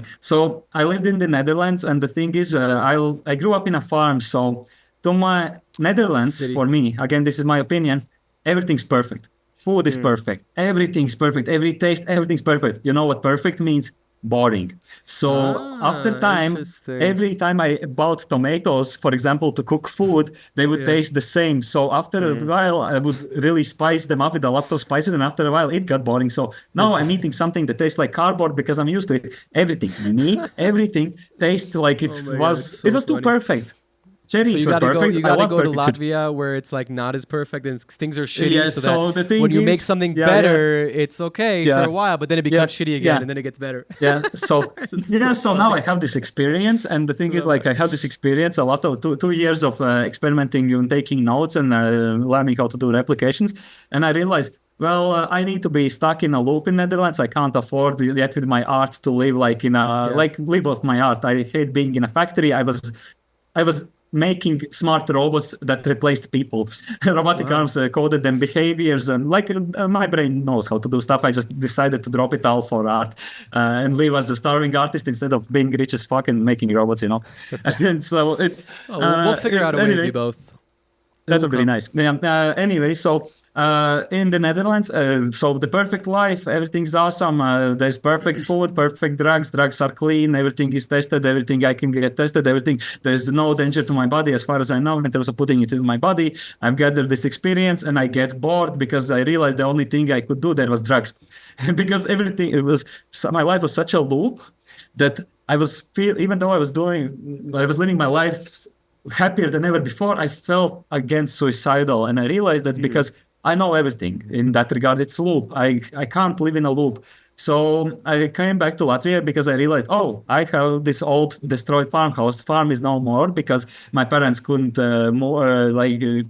like they couldn't do it anymore. So pretty much farm is no more. There's this old destroyed house because we had workers who were drunks and they just destroyed everything. It's completely like.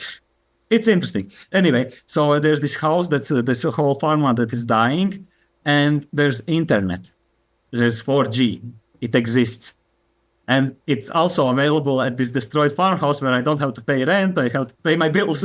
And maybe, just maybe, I can get out of this loop and try really hard, so hard that I would rather kill myself than not succeed. I promised myself that if I don't make this, that if I can't survive with my art by age of 30, I will kill myself.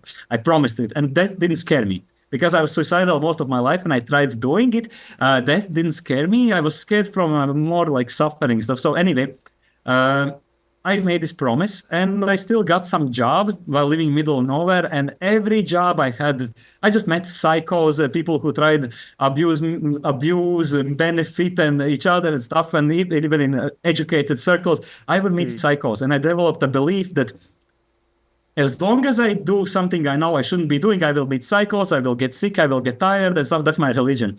And as long as I follow my path fully, I will be healthy, I will meet the best people, and that's my religion, let's say. Well, it's like what we said before of the cycle of, good brings good. It's also scientific. I mean, it's like, that's how magnetism works you and have things no like clue. that. Yeah, for sure. Yeah. So anyway. Sorry, continue. I'm gonna finish this up. So anyway, I realized that I'm gonna live without comfort. I'm gonna try anything I can do to make it with this art, looking for more gigs and stuff. And there are not that many people who are looking for psychedelic visuals. You know, it's not. I'm not doing 3D. I'm just doing psychedelic visuals. So anyway, I return and I still try to get some jobs. And in every job I am, I just feel miserable and depressed. So I just made the choice, okay, no jobs anymore, come back home in middle of nowhere, live below my means. That means growing the food, living as much as I can off the land. And as long as I need to pay on the internet and electricity, I can survive. And that has been the case since 2018, 19. And now I travel to Netherlands once every couple of months just to go there and have these experiences I'm curious about because because things are available there. I can study a certain substance and can go there and access it without being criminally persecuted. And I can do it there, take notes, come back, and pretty much live between different places, like go to different projects and stuff. So yeah, Netherlands just was. I have a lot of friends there and I loved it there, but I got bored from the food repeating and things that were so perfect. Dude, I shit you not, I saw there was this storm. I was living there and there were these roadside tree lines. And I shit you not, I saw a tree branch break off in the morning, and in the evening after work, I saw like cars with big long cars bringing trees and entire trees, pulling out the tree with couple branches off, taking it out and putting it a new tree that looks exactly the same as the rest of these. God. Perfect. Netherlands is so perfect. I love it there. Perfect. It's like a simulation. It's like some weird simulation. Yeah, it's so funny. It's so trippy. I love the place. It has special place in my heart. Yeah. So let's jump into your screen and let's see what we got here. Oh, that's my screen. Oh wow, that's your screen. Oh, you're naughty. We have some Resolume here, and yeah, please take it away.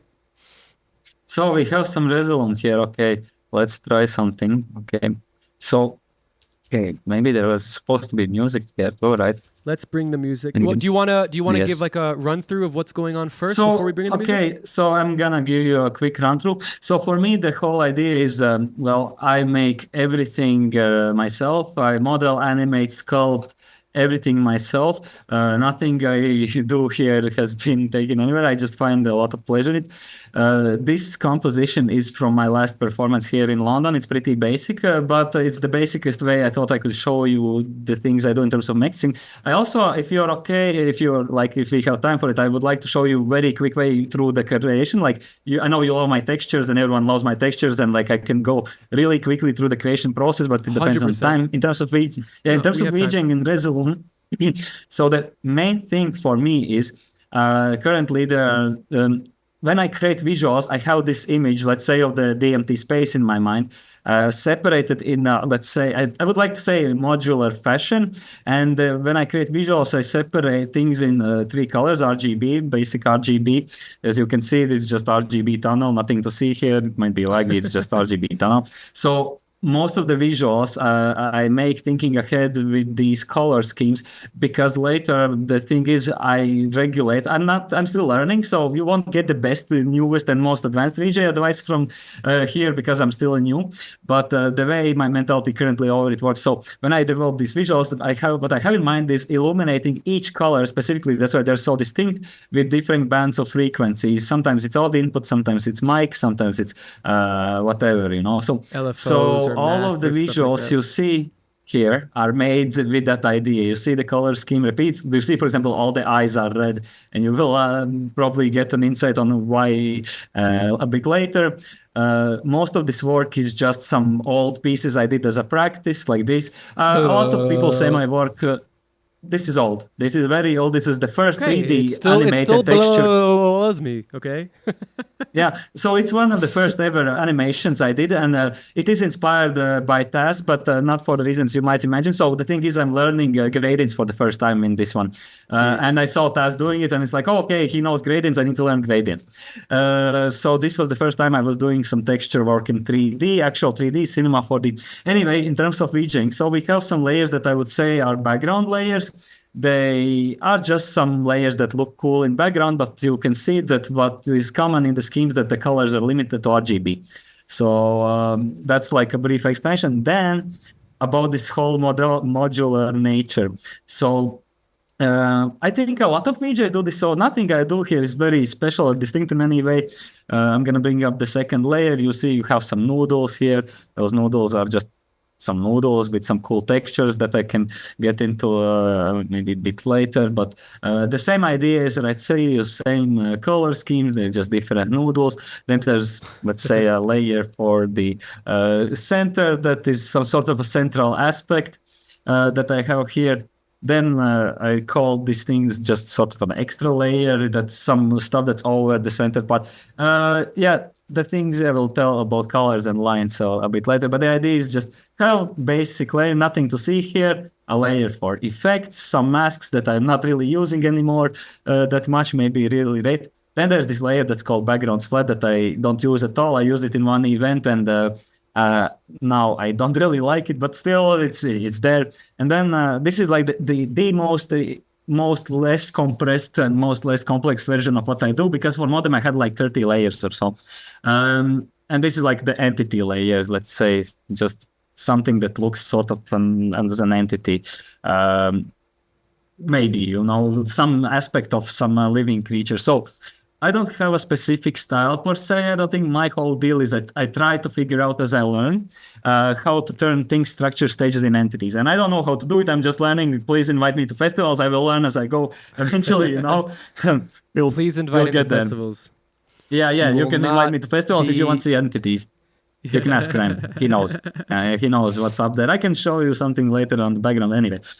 So the idea is pretty simple. The whole deal, what separates, I guess, me from other people is that I think about the colors and how they will look when illuminated by light.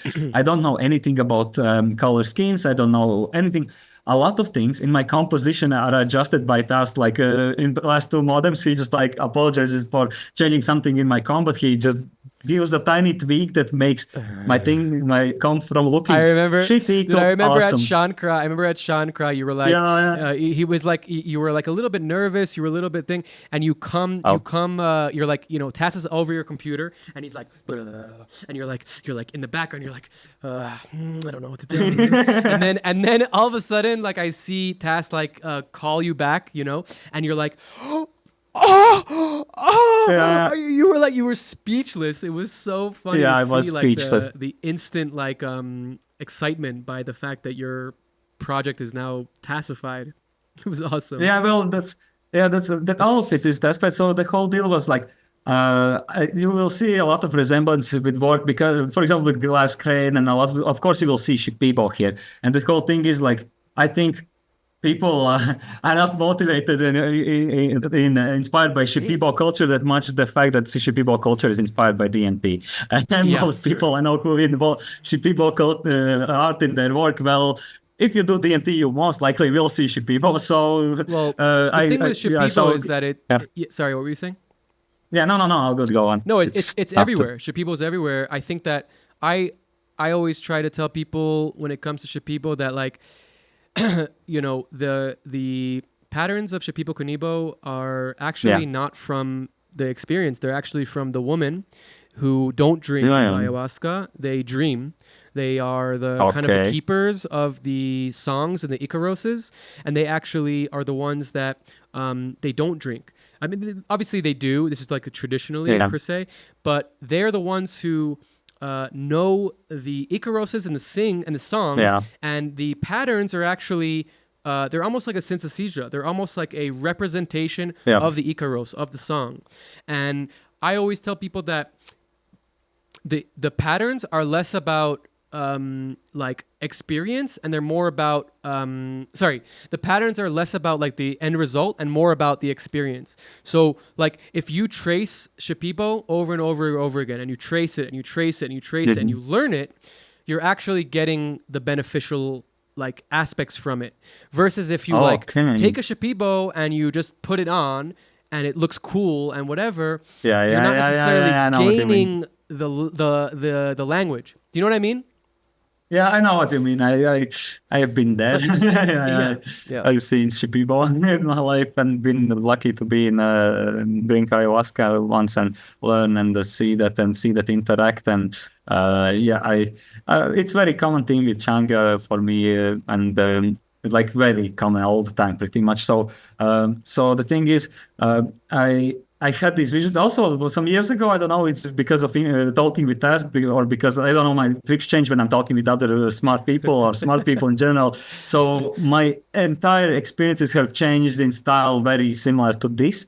And so I am getting a bit iffy because a lot of people just comment on my work that it's Tas, and I always, refer that he has helped me a lot, and I wouldn't be here without his help. But the thing is, I think we both, and a lot of us are inspired by similar experiences. I think, and therefore, I think, well, they will repeat and they will make the collective intelligence richer in different perspectives on it, right?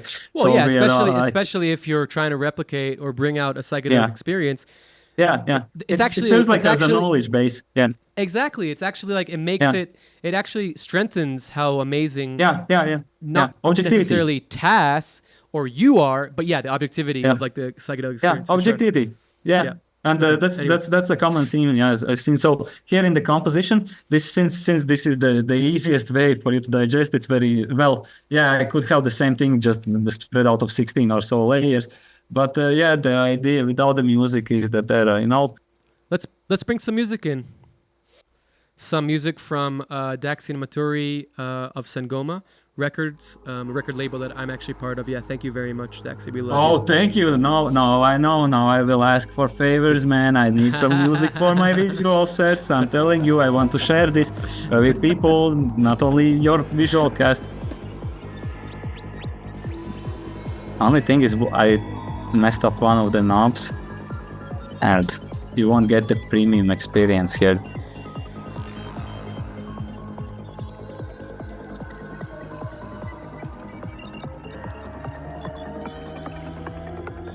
I'm Pillow and I'm from San Francisco.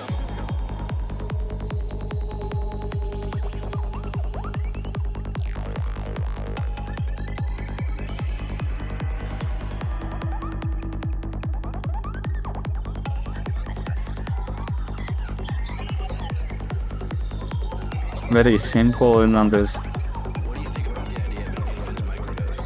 I think, more attention for me goes to regulating the sound levels and FFT gain.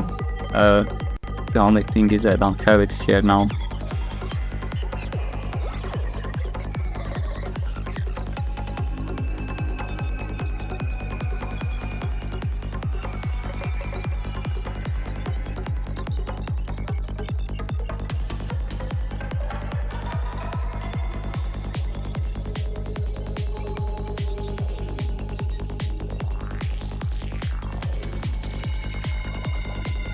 Sick.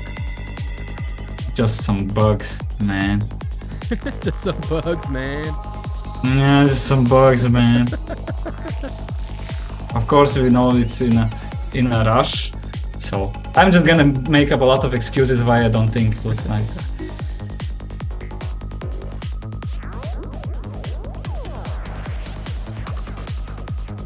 The whole thing for me is very simple. It's just the more attention goes really in the fact that how I'm thinking, like these videos are made over the course of last 2 years since I started learning, and all of them had pretty much the same space in mind. It's just more about building separate elements over time that could be useful for just building single space over years. So it's not in any way, shape or form. I don't think about like, I need to build elements for my performances. I also, now I've had reused some stuff, but I don't reuse that much. I like to build things for each stage separately. Of course, we have to put some like snakes here, obviously, right? If there isn't like some Shipibo themed snakes, are we even like... What are we even doing? Yeah, are we even listening to Psytrance, man? Yeah, but like one thing is, I'm stuck to Psytrance and I'm happy with that choice, and I'm very, very, very happy that I'm not looking for a change of room. For sure. Oh my god, dude, this Yeah. is fucking trippy as fuck. I'm being induced right now. Yeah, you can fanboy. I know you like my work. I'm really thankful to be able to learn from you too, brother. It's I love you, dude.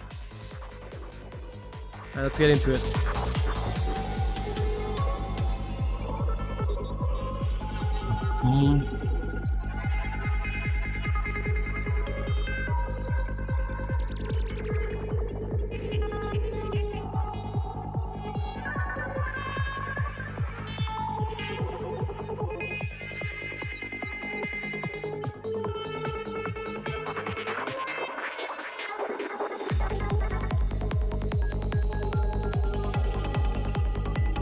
oh, there's this alien everybody likes.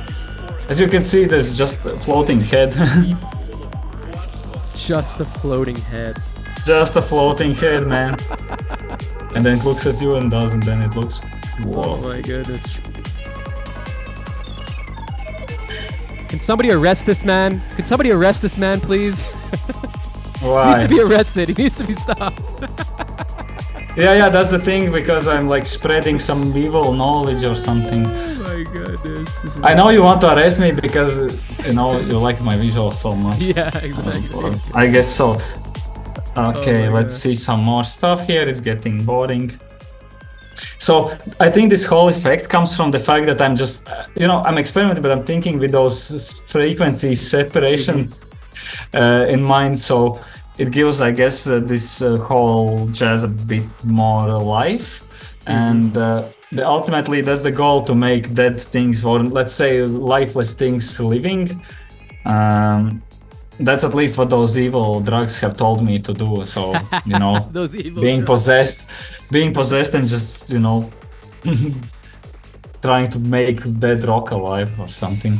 I love what I really love about your visuals, and I think what really is very distinctful about them is that you have a way of infusing very like simple things with extreme like inducing. I really Thank feel like you. I'm tripping, But That's then the when whole I deal. then when I turn my brain into like my logic of like what's going on, like I always want to know how you made things and this. I'm like, oh, okay, we I can see talk. the shapes, I see the movement. It's very slow. It's very, collected. I see where the loop is. But when I don't turn that part of my brain on, I'm just like totally like, whoa, And that's like for me, I've been seeing visuals for such a long time. Like that's like hard for me to shut that part of my brain off.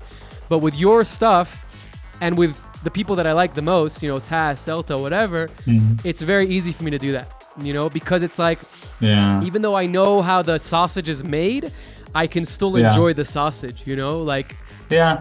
I love it. There's a whole deal, like making a noodle, it's not that tricky. It's like how you use the noodle. I please don't make this like as a teaser trailer for this podcast. Oh, it's so So- good. That's definitely going. That's into how you the, use the in noodle. in It's not preview. so hard to make the noodle. Yeah, that's like a sample. It's such a One good sample. one must it's be not able how to you use the noodle. this. Yes, it's not how you use the noodle. It's how you perceive the noodle. The noodle. Yeah, pretty much it's all just noodle. Oh my God. Ladies love that. Ladies love the noodle. Oh my God. The visuals, I mean, it's Yeah, it's all of course, fine. Of course. Obviously. We are just visualizing some music here. Well, I think Winamp and Media Player did a bit better job in 90s, but at least, at least I get to be honored to be called, like, I don't know, Electric Sheep or Windows Media. Oh, Oh, I Winamp. love Milk that. Drop. Oh, yeah, that was the best Milk one. Drop. Mil- Milk Drop is. I've been There's called a new one Mr. now. Milk Drop. There's a new one. Nest Drop. Have you heard of it? Nest Drop, can't I've remember heard the- of it, but I the don't developer, like. I his don't do name procedural at all. is, Procedural, not fun for me. Yeah, generative and stuff. His name, the Nest Drop guy. I wish I remembered his name. I He's such a read cool into guy. it. Oh, nice. I heard a bit about it. I don't know if it was on your podcast because I binged them like last week. No, or he so. hasn't been on. He hasn't been on. I'm gonna get him on at Oh. some point soon because he's a super fascinating guy and he's like trying to Yeah. bring back this this Yeah. aesthetic, which I Yeah. think is cool. I wish I remembered his name. I'll get his name in a second. Yeah. Okay. Next. So pretty much it's just bunch of RGB noodles and with some patterns on them. Like any 6-year-old could do that, I guess. Yeah. Like, 6-year-old, if does- you dose him with high doses of DMT and LSD, yeah. Oh, are you suggesting we run an experiment? Do you have? Okay, That's actually an interesting experiment. Give a kid some acid and DMT, and then give him a computer and be like, "Can you make noodles?" Well, this all my work is just pouring acid on my GPU and see what happens. Just turn on screen record on top of acid doused GPU, and that's all. That's the secret, guys. Just pour some of that. Yeah, it will replicate for you. That's fucking funny. Well, this is not my replication work, as you will guess. This is just some flying bees and stuff.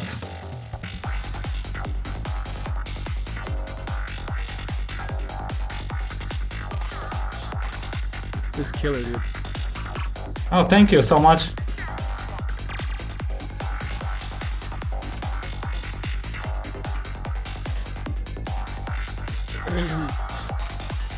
Just a side note: the developer of Nestdrop is Jason Fletcher, so follow him. He's Oh, awesome. nice.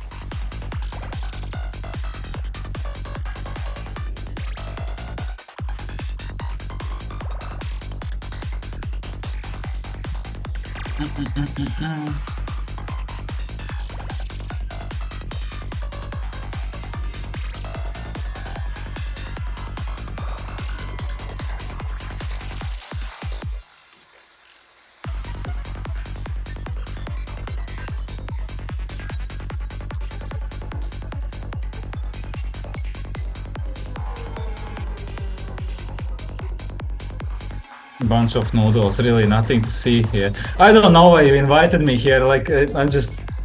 This is some squid thingy, and yeah.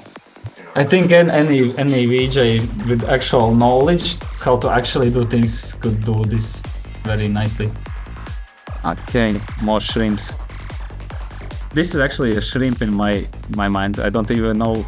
I have met shrimp once, but this does look like a shrimp.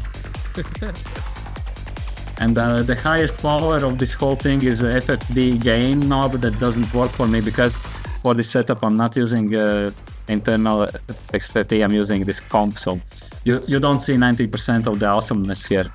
What do you mean? Of course. So I just realized that FFT gain knob here is really nice, but with the setup that we did here, not too using much. FFT to regulate the sensitivity of the mic. Oh, it's just So it's just high. usually that takes a huge part in like let's say the aspect of dancing while I'm playing. To just regulate multiple things at once, like speeds of certain Clips. elements at the same time as FFT gains, for example, before the drops hit in, and yeah, that's more like my whole, like in terms of controllers, I'm using this good old boy recommendation from TAS, sorry. Very lightweight, very easy.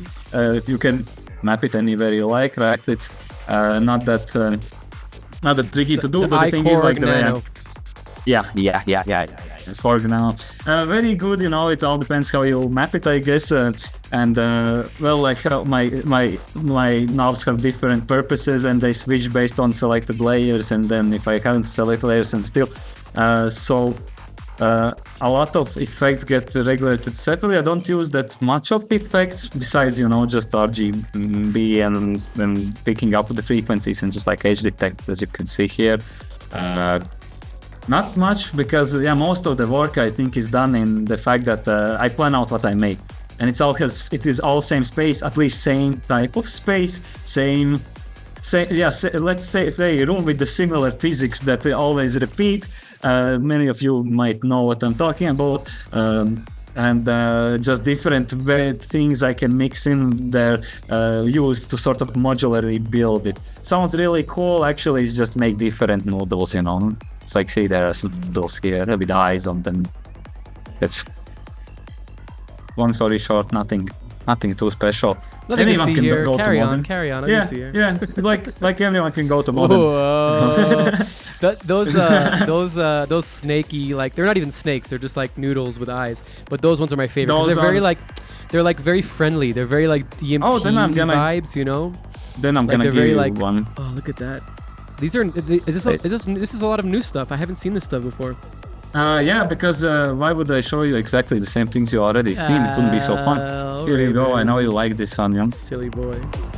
Yeah, that one is my favorite. He's like, "Hello, are you tripping balls? Definitely, significantly. Are you tripping balls?" A bit, never.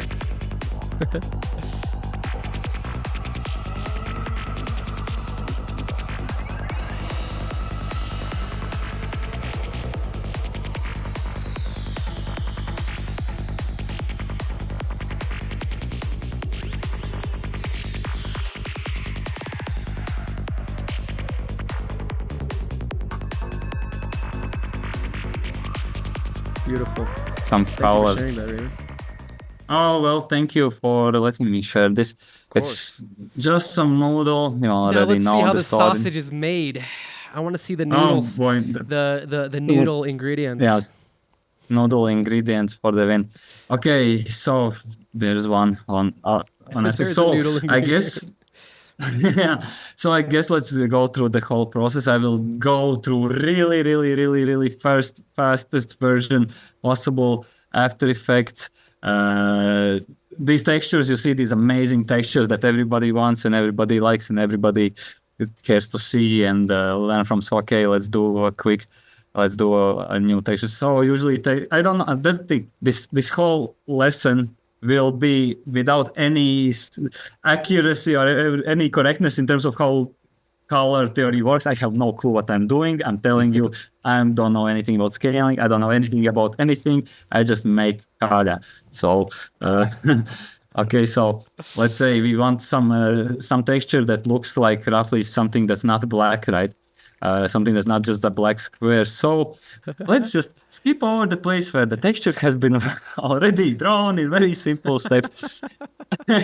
Okay, let's do just a straw. Okay, no. Okay, let's stop. New layer. Let's do just a shape layer. I don't know how shape layers work. That's my ultimate replicator skills so far.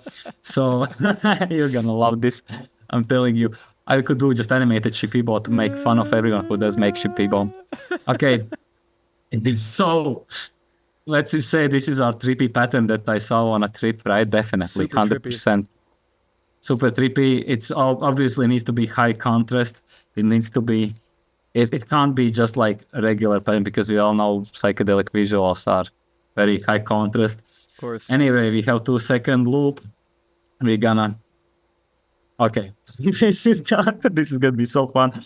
Okay, not. So we have our ultimate psychedelic pattern here, right? We just need to, let's say, make it more trippy. But that's okay.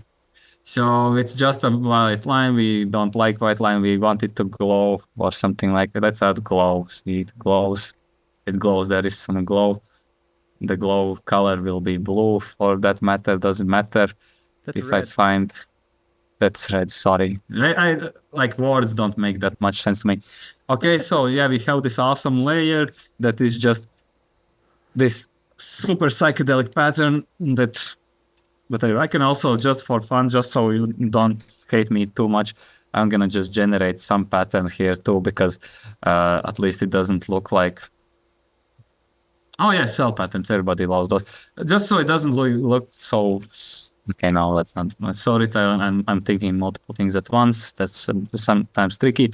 Anyway, we want this awesome pattern to change. Does it change phase? Oh yeah, it does something pretty cool. So it does something. We record the keyframe at first step. It does something circular here. I don't even know the terms. I want it to go around 30 times per 2 seconds. Boom! It does this weird strobe thing that should be more intense, right? Okay, let's do it more intense. Yes, that is our psychedelic pattern. It's very I'm literally doing this. Just I would learn. I'm just like taking random effects, and testing them out. This is literally the way I do things in terms of discovery of new things and new techniques, and that's the creative rush. So the same principle applies, right? I want the color to go in the circle because the red is boring. I record the first frame. I want it to go over 2 seconds, and I don't know, 4 circles. Let's do 4 circles. Boom! Now it goes through different colors too. It's let's say it's our texture, right? Because the proof of concept is what matters here. Well, I can also do something more trippy. Let's add kaleidoscope to it. Yes. Yes.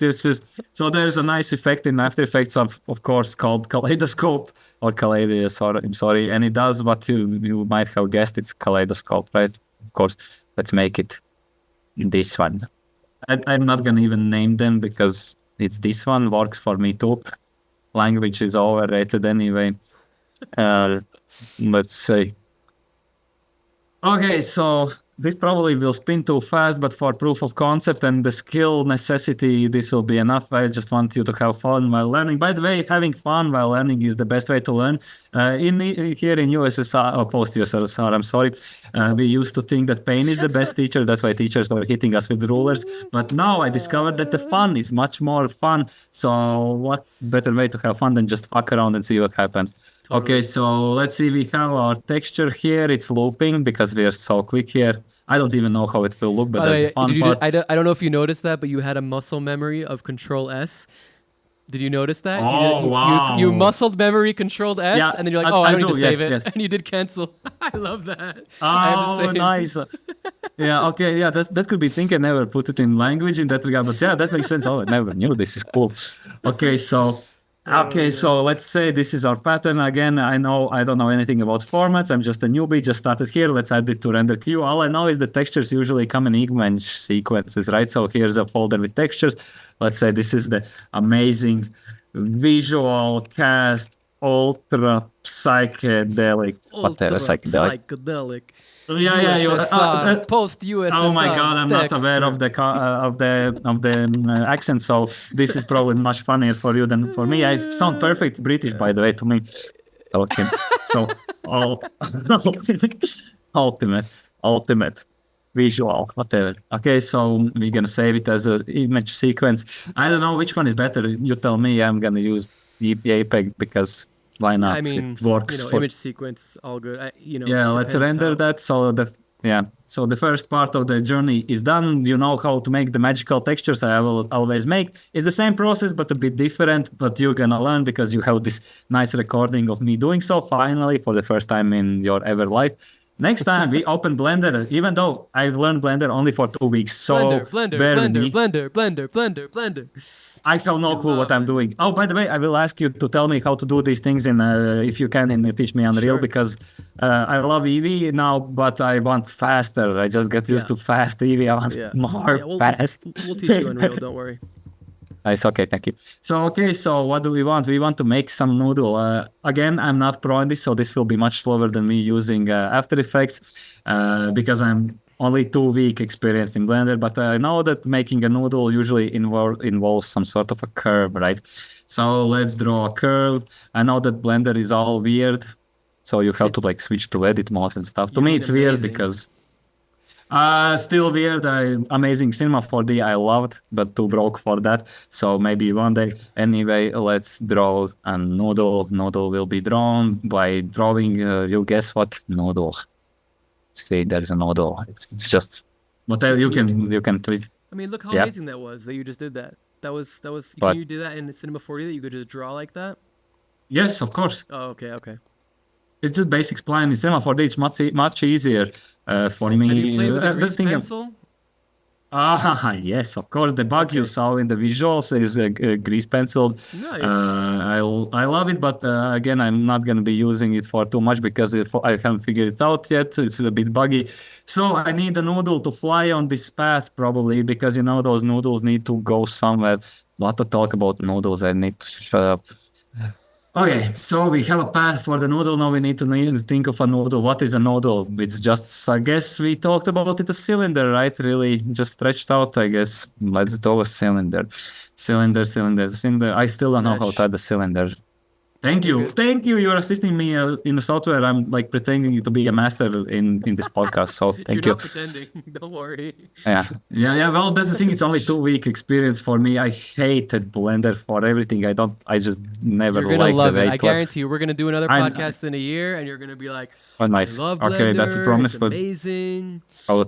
Yeah, because I don't know how to model, I usually do these things in sculpting. So Blender has sculpting opportunities, right? So you can like, I know, smooth things out a bit, and now they don't look that much as. No, because you don't Oh, have. I You need to probably- subdivide it more. Yeah, I need to remesh it to Yeah. subdivide it. Oh, Or yeah. remesh. Thank That's you good, for you did it. assistance because I really am giving the amazing masterclass as a pro. Oh shit, I did it wrong. I did it wrong. Okay. You had it before. How do with I? the remesh. Because I'm new anyway.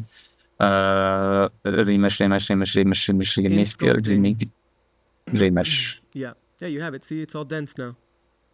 Oh, that's okay. Thank you so much. It's not dense, no. No? Am I Oh. Am I wrong? None. Yes, okay. you are wrong. You're tripping okay. because of what I showed you like a Yeah, couple I'm minutes tripping ago, balls obviously. already. Yeah, because of There we go. it's okay. Yeah, that's Let's super assume dense.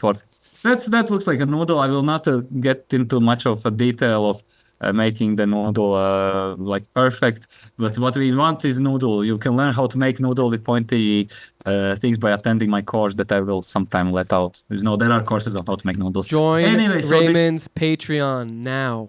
Oh yeah, please, that would be nice. You're like literally saving my life. I know you don't care, but still, that keeps me making scientific work for drugs, which means it benefits most of you, so, I guess. So, yeah, it's all about. Oh wait, what? Okay, cool. So now we have our noodle. Well, we probably need to add it to this spline, and we do that with modifiers in Blender, and we can find those modifiers here, and there's this modifier called curve modifier, and it means I put the thing that I just selected on a curve. Does that sound simple enough? Let's do it. Okay, we have placed it on a curve, but it's all messed up because it's axis, and I don't know anything about axis that is messed up. And now it Oh, fits there we go. on the curve. Boom, we have a noodle, right? So how do we what's the point? What's really the point of a noodle if it doesn't move? How do we move it? In Blender, to move the noodle, one must move the noodle the right direction. Boom, noodle moves, right? Oh, noodle time. Yes. So of course it's not perfect because we are learning it over a podcast, not on my amazing course that will come out, but will bankrupt me because I just showed you here. Anyway, here's a noodle, but the noodle is static. It's not animated yet. We need to animate it. And I'm gonna give you a brief course in everything you need to know about animation. That would be $3,000. See how we do animation. You see this timeline thing. Most of animation softwares have it. So step one, you find the first step. You find a place for noodle and you record the keyframe where your noodle is, and then you go to the last frame, and in the last frame you move its location until it roughly looks like it's in the place where it repeats, where it loops, right? But it doesn't loop, obviously, because how can it loop if I don't know how to loop it? It will loop. So let's try to remember where the last frame would be and record. I don't know if there's a faster way how to do it. Please let me know. I'm just learning Blender. I Again. think you can probably use the length of the curve, but you continue what you're doing. This is great. Yeah. The thing is, I can, but I'm still learning, so my techniques are very, very messed up. Anyway, we have a noodle that almost loops. So let's see if it loops. It's going here, and you didn't even notice the jerk, I right? didn't It's notice. perfect. I didn't notice. No, you did? I know you did, No, but not at but- all. Not at all. I did not notice. I did not notice. It's looping hey, perfectly. Whoa. I'm tripping already. From the Okay, noodle. nice score. Okay, so the noodle, you get the noodle, you get it flying around, you have a camera, and you do render settings and everything. Anyway, we go through the entire process. So the noodle is here, but it's pretty boring, right? It misses the color. We need the color for the noodle. Again, Blender experts are probably gonna hate me because they're like gonna go like, "What the fuck are you doing? This is not how you do anything there." I know, I don't know how to do anything there. Somehow I'm still doing what I'm doing, and it still works. Anyway, we want to color this noodle. To color this noodle, we obviously need a material. Material is here. It's added here. It's in the node. Yeah, I know material nodes a bit. That's cool. For 2 weeks of learning Blender, I think making this noodle is not so shabby, right? From scratch, only 2 weeks. So we need to color this noodle with our amazing texture. How do? We need a thing called image texture. Image textures. This you will probably scream now in your screens because that's not how you arrange nodes. I know. Wait. I Please don't correct want to me if I'm scream, wrong. but can I give you just one thing? Yes. So if you go to Yes, please. plugins like File, Edit, or Edit Yeah. Preferences, Thank you. Add-ons, And and search Node Wrangler? Wrangler. Yeah, you have it I already. don't think it, I No, do you do. have it, but I'm not using. Okay. How do I use it? So now if you just select the Principal BDSF Yes, and thank press you. Control T. Oh man, you just okay. I didn't do You anything. just- It's a Blender feature. It's just No, well, that's the thing. I don't know Blender. My goal was I had a gig and I had no Cinema 4D and I had gig in a week, so I had to learn Blender in a week to. By the way, gig. if you do Control Shift T, then it will Yeah. actually allow you to open. So if you do Control Shift T and you select, your specular, your metal, your roughness, Yeah. your thing, it will actually Yeah, make yeah. all the nodes for you. Okay, thank you so much. I need to do a Discord call course. with you and ask you questions. So anyway, course, here's an image anytime. section. Perfect. Wow, this is so nice. Okay, so you don't need to see my document folder. That's full of bad stuff, bad drug stuff. Don't watch it. Pornography, Okay, so Latvian pornography. no, I don't do that ever. I do drugs. I have already one deadly sin. So, okay, so we find where did we export our amazing Visual Cast Ultras replication. Boom, see, here's the texture, right? It actually looks cool. Okay, as fuck. so yeah, because you saw it was random as fuck. It was not cool as fuck. It was random as fuck. That's how we Okay. create kids. It's like you watch your hands do stuff and they do stuff. So we had 60 frames, right? We select the more image sequence. We do 60 frames, probably cyclic, probably auto refresh, and it probably should work. Yeah, boom. But it looks all fucky. It's not how our things should be working because it needs to change the texture size and texture size over, I guess. Also, you're using Probably. you're using the UV. Maybe you don't want to do that. I don't know how to use any of this. Boom. I'm There you using this now. This is how my brain operates. I'm using this now. I don't know what UV means, dude. I don't know what UV wrapping means. I don't know how to do these things. Zebra. UV. Yeah. I'm in that state where I literally do not know, and I'm still doing whatever I'm doing. So if you are having Just any keep doubts on about your doing it. kid, yeah, just do whatever, fuck around and find out. It's how all the best things are made, including you. So so we have some lighting. That's a good one too. Just keep on fucking around. It's how everything's made, including you. Boom, It's how the good things are made. Let's be man. Let's be decent here. We have people watching. Okay, so the texture. I got lost on it. Okay, we probably need to make this look not shitty, right? So to look not shitty, we need to find a way how to arrange it properly. I don't know, man. It looked I good don't know how before. this works, but I didn't get smaller. Yeah, it looked good before. You had like a nice pattern. Oh, it disappeared. Anyway, so see, this is how you make masterclass and profit. Control you Z, just don't Control know Z, shit Control and- Z, Control Z. Yeah. I'm waiting for some. I'm guessing Blender pros are just going nuts for me. Like you just need to turn that generated normal math thingy. No. Yeah, No. it was good. It was good before you had it. It was in this, and you had it set to like Okay. 1 point something, or maybe just 1 the rotation. You need to do like 90 degrees Rotation on one of was- the axes. Yeah, that was the thing that I was messing me around before. Okay, this is. Why are you? Oh yeah, are you hating me right now? Oh, There okay, you go. cool. Not anymore. Thank you. Not anymore. Okay, cool.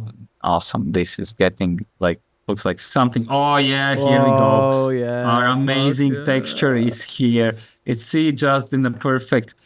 It just looks just so fresh, and boom, psychedelic visuals 101. Now you are a replicator. Oh, you just press play and boom, the noodle is walking, the texture is moving. Of course, you can do such weird things as like, minor adjustments are always in due, but the long story short, you just created a texture from nothing.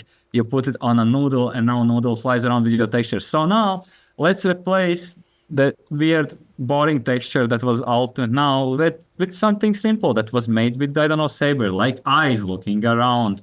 Or I don't know, let's do other eyes. Eyes, everybody loves eyes. Let's do eyes. Everybody loves these eyes, especially, I'm sorry, but I'm going to say Christians. But there's a big story. One you of my said works, you said the C DMT. word. Oh no. No, it's okay. Let's you can just blur it out. But the idea is that one of my replications that was solely made for purpose of replicating DMT, and it was one of my first 3D experiments, turned into a religious meme. And people thought that I've replicated angels, and it turned into me. There were explainer videos. What have I in mind? And I've seen angels, and I'm some sort of like angel seeing whatever. And then I had to spend so much time just trying to explain to people that, hey, I did drugs. I did not see angels. I did drugs, and this is drugs. Yes, this is for the idea of angels. It's just drugs. Yeah. Anyway, it turned into a meme that exploded, and then people started making the same thing, and they were explaining videos about this seraphim simulation that had nothing to do with my intentions. But yeah, people interpreted it as some sort of having significance. I'm not entirely sure because I'm not educated person in that regard. I just make noodle and color, man. Okay. So the noodle is flying, but it's not animated. To animate again, we need to see how many frames there are. I don't remember how many frames there are. Let me check how many frames there are. 60. Okay, 60. Good. Let's do again image sequence. This is for the visuals. Okay, 60 frames. Boom. Boom, now our noodle is animated at a much better degree. Is that Jesus Christ? I don't know, that it's seraphim, this is angels. Isn't it? It's Easter today, no? Isn't that? This is Jesus Christ being reincarnated, I think. I'm pretty sure. Oh, thank you. Well, I'm pretty sure. Yeah, let's not go there. We're in trouble. Okay, so anyway, yeah, you now have your noodle. You probably need to like find like how to place it in your camera, or you place the camera. You can place the camera in multiple ways. I'm gonna just put the camera in somewhere where it looks kind of fun. Anyway, this is good enough. Then you have like a render settings. You choose Eevee, obviously, because it's awesome and fast. Of course, not that good for glass and stuff. But anyway, it's good for me, for my totally unrealistic work that looks like cartoon anyway. So I'm happy with the rendering speeds. You find a place where you make things look transparent. You set I usually use EXR workflow because most of my loops have Z-depth in it. So I use Z-depth to like make things not so plastic and they come out of nowhere. And that's again great advice from Tas. Wouldn't be here without that guy really. Great teacher. Anyway, so yeah, we render it out. I will not put it in Resolum to show you how it works. It's not with the colors that is poor, but the idea you get, right? It's just a noodle with textures that were made right now very fast with no effort. This texture, opposed of awesome fractals, has eyes on it, but the it's made the same way. You have like a circle, you have a square, and you have like an eye shape, and boom, you have an animated eye that's looking around. And you keyframe it exactly the same way as anywhere. You just keyframe the place of circle, and boom, you do it on a texture, and boom, you have everything's ready. For more in-detail tutorial, I would need to charge you. That's gonna happen in the future. For psychedelic replications, I don't know if you're curious about it. There's a simple way. I have free YouTube tutorial that gets you started in that. If you want to get started with just how to think about it and how to like basic effects you can use to like replicate basic known aspects that are well documented of psychedelic experiences, like visual drifting and temporal shifts and color. All those things you can learn. It's free. You can also buy my awesome paid tutorial that supports me and gives me awesome stuff. Survival. Wow, thank you so much for that amazing, really high detailed and exploratory experience. Let's see some modem stuff. I mean, while we're kind of enjoying this, I just wanted to kind of jump into ceremonies and spirituality. So, you One can obviously get so have a lot of spiritual. experience with psychedelics. You have a lot of experience with altered states and perception and how things kind of I like, hope so. I alter think and so. change Maybe. and higher dimensions and all these kind of things. Because yeah, I like me some dimensions, man.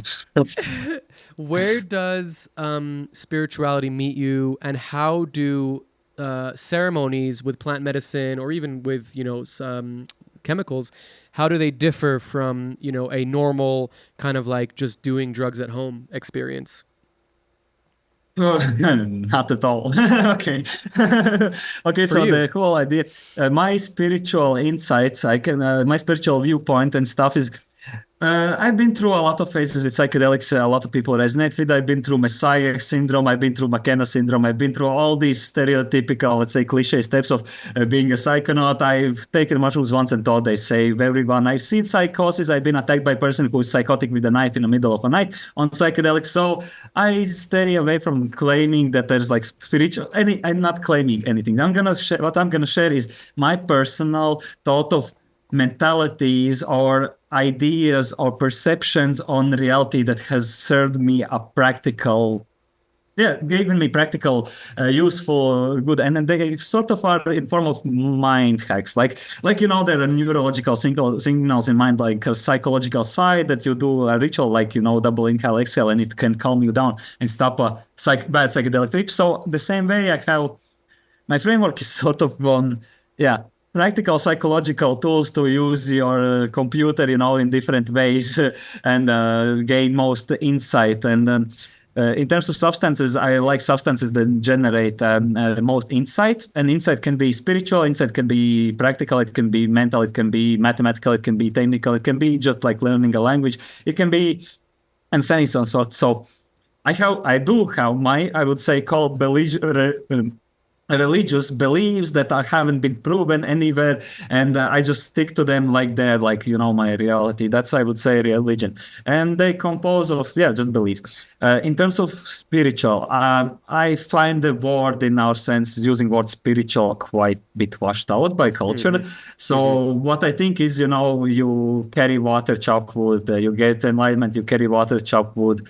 I think the spirituality, the highest, let's say, goal for me of whatever practice that is for looking outside of me is to find ways to optimize and use my brain and, let's say, generate this reality. So about that, I don't think we're generating anything. I don't think we are like having any spirit. Well, I feel the spiritual connection, but I necessarily don't think it's the case. What I do think is we are running a pattern recognition machine that helps us survive. And by ingraining patterns, like, I don't know, through fear or from a predator or fear from someone, so from heights or something, by encoding these patterns, you recognize these things more in your reality.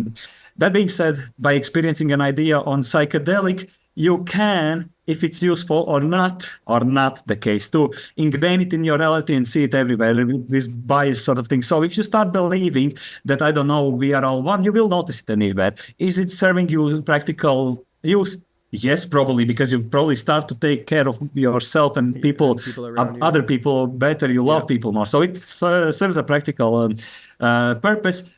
Do I know that we are all one? Well, we came from the same dust and whatever. Do I know that, can I prove any of, whatever bullshit I believed in the past, that we are same conscience? I believe so, but I can't prove it, so I'm not going to tell people that we are. That's part of belief, is not being able to prove it, I think.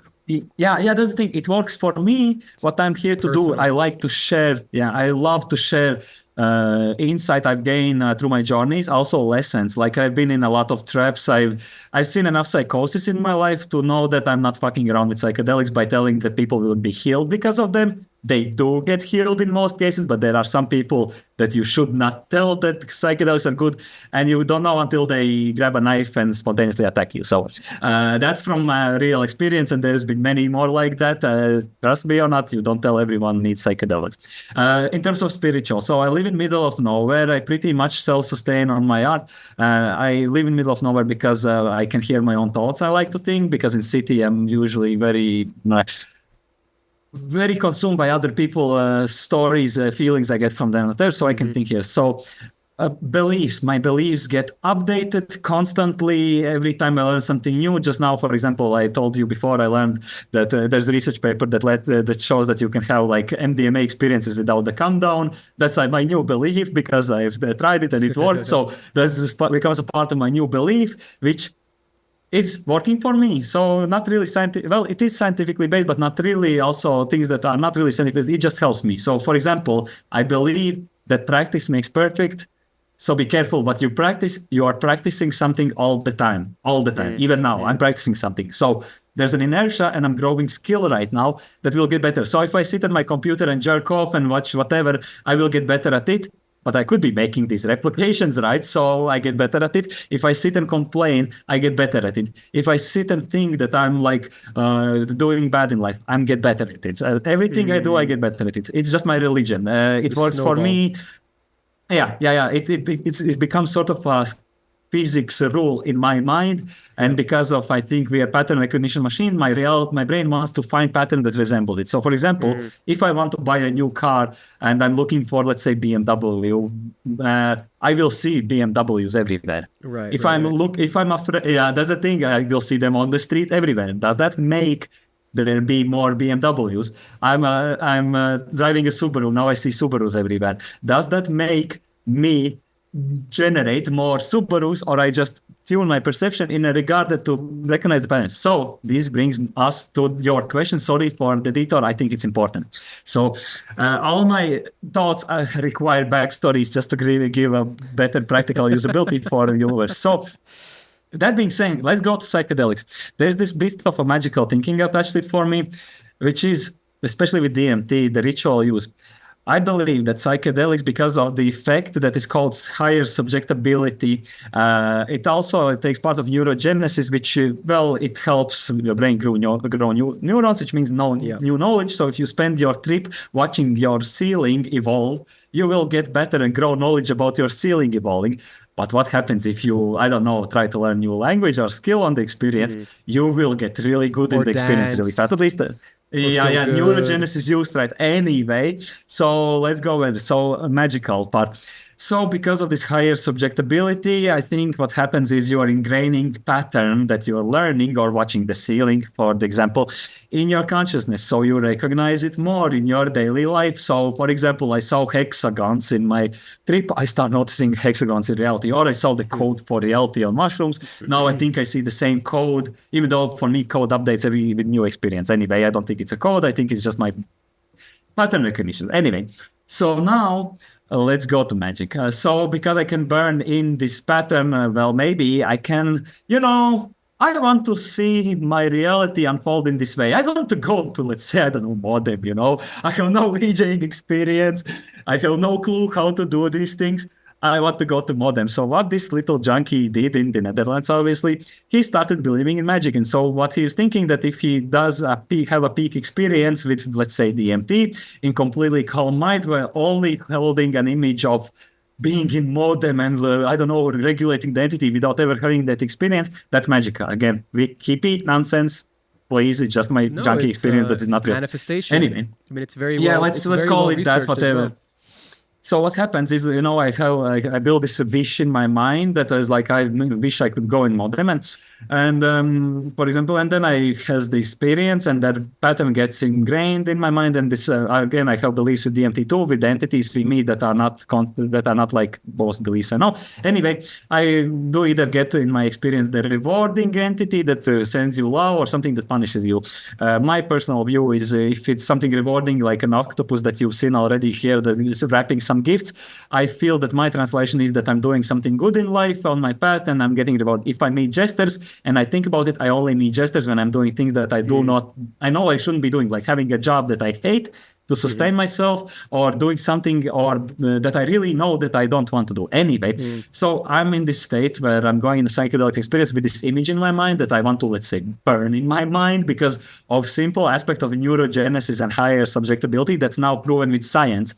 I'm not talking hippie nonsense here. There are papers for this. So anyway, I have this experience, and what happens is next day, I'm walking down the street, and I'm just like thinking, what a nice trip was, or it blew my brains off, whatever, aliens, whatever. And I suddenly notice some person dropping a bag on the street, and I usually would skip that and don't pay attention, but I'm very inclined, all my intuition and senses is telling me you should help that person. So I go up to the person, I'm like, oh, okay, I'm helping you because I'm very anxious. I'm anxious and I don't know, but some aliens, I don't know, are telling me this, but I don't know, aliens, whatever. Intuition, DMT, there's this weird pool. I follow this. And I help this person out. And it turns out they know, let's say, TAS, and they're like, oh, you do visuals? Oh, you want to do modem? Oh, by the way, I know TAS. This is not real example. This is just example how things unfold in my weird junkie beliefs. Anyway, so I'm one step away from getting encouraged to write TAS. Of course, he's like the mastermind who would never respond me. I'm just like the weird farmer boy in middle of nowhere. TAS is like ultimate, let's say, I'm just, some dumb junkie. Anyway, I'm like never gonna see my message. I write TAS and boom, that thing happens more than. These things, the pattern of feeling a weird intuition next day about something that grabs my attention after a psychedelic experience. If I've had this gnosis moment that I went into this experience with an intention of what I want to see outside.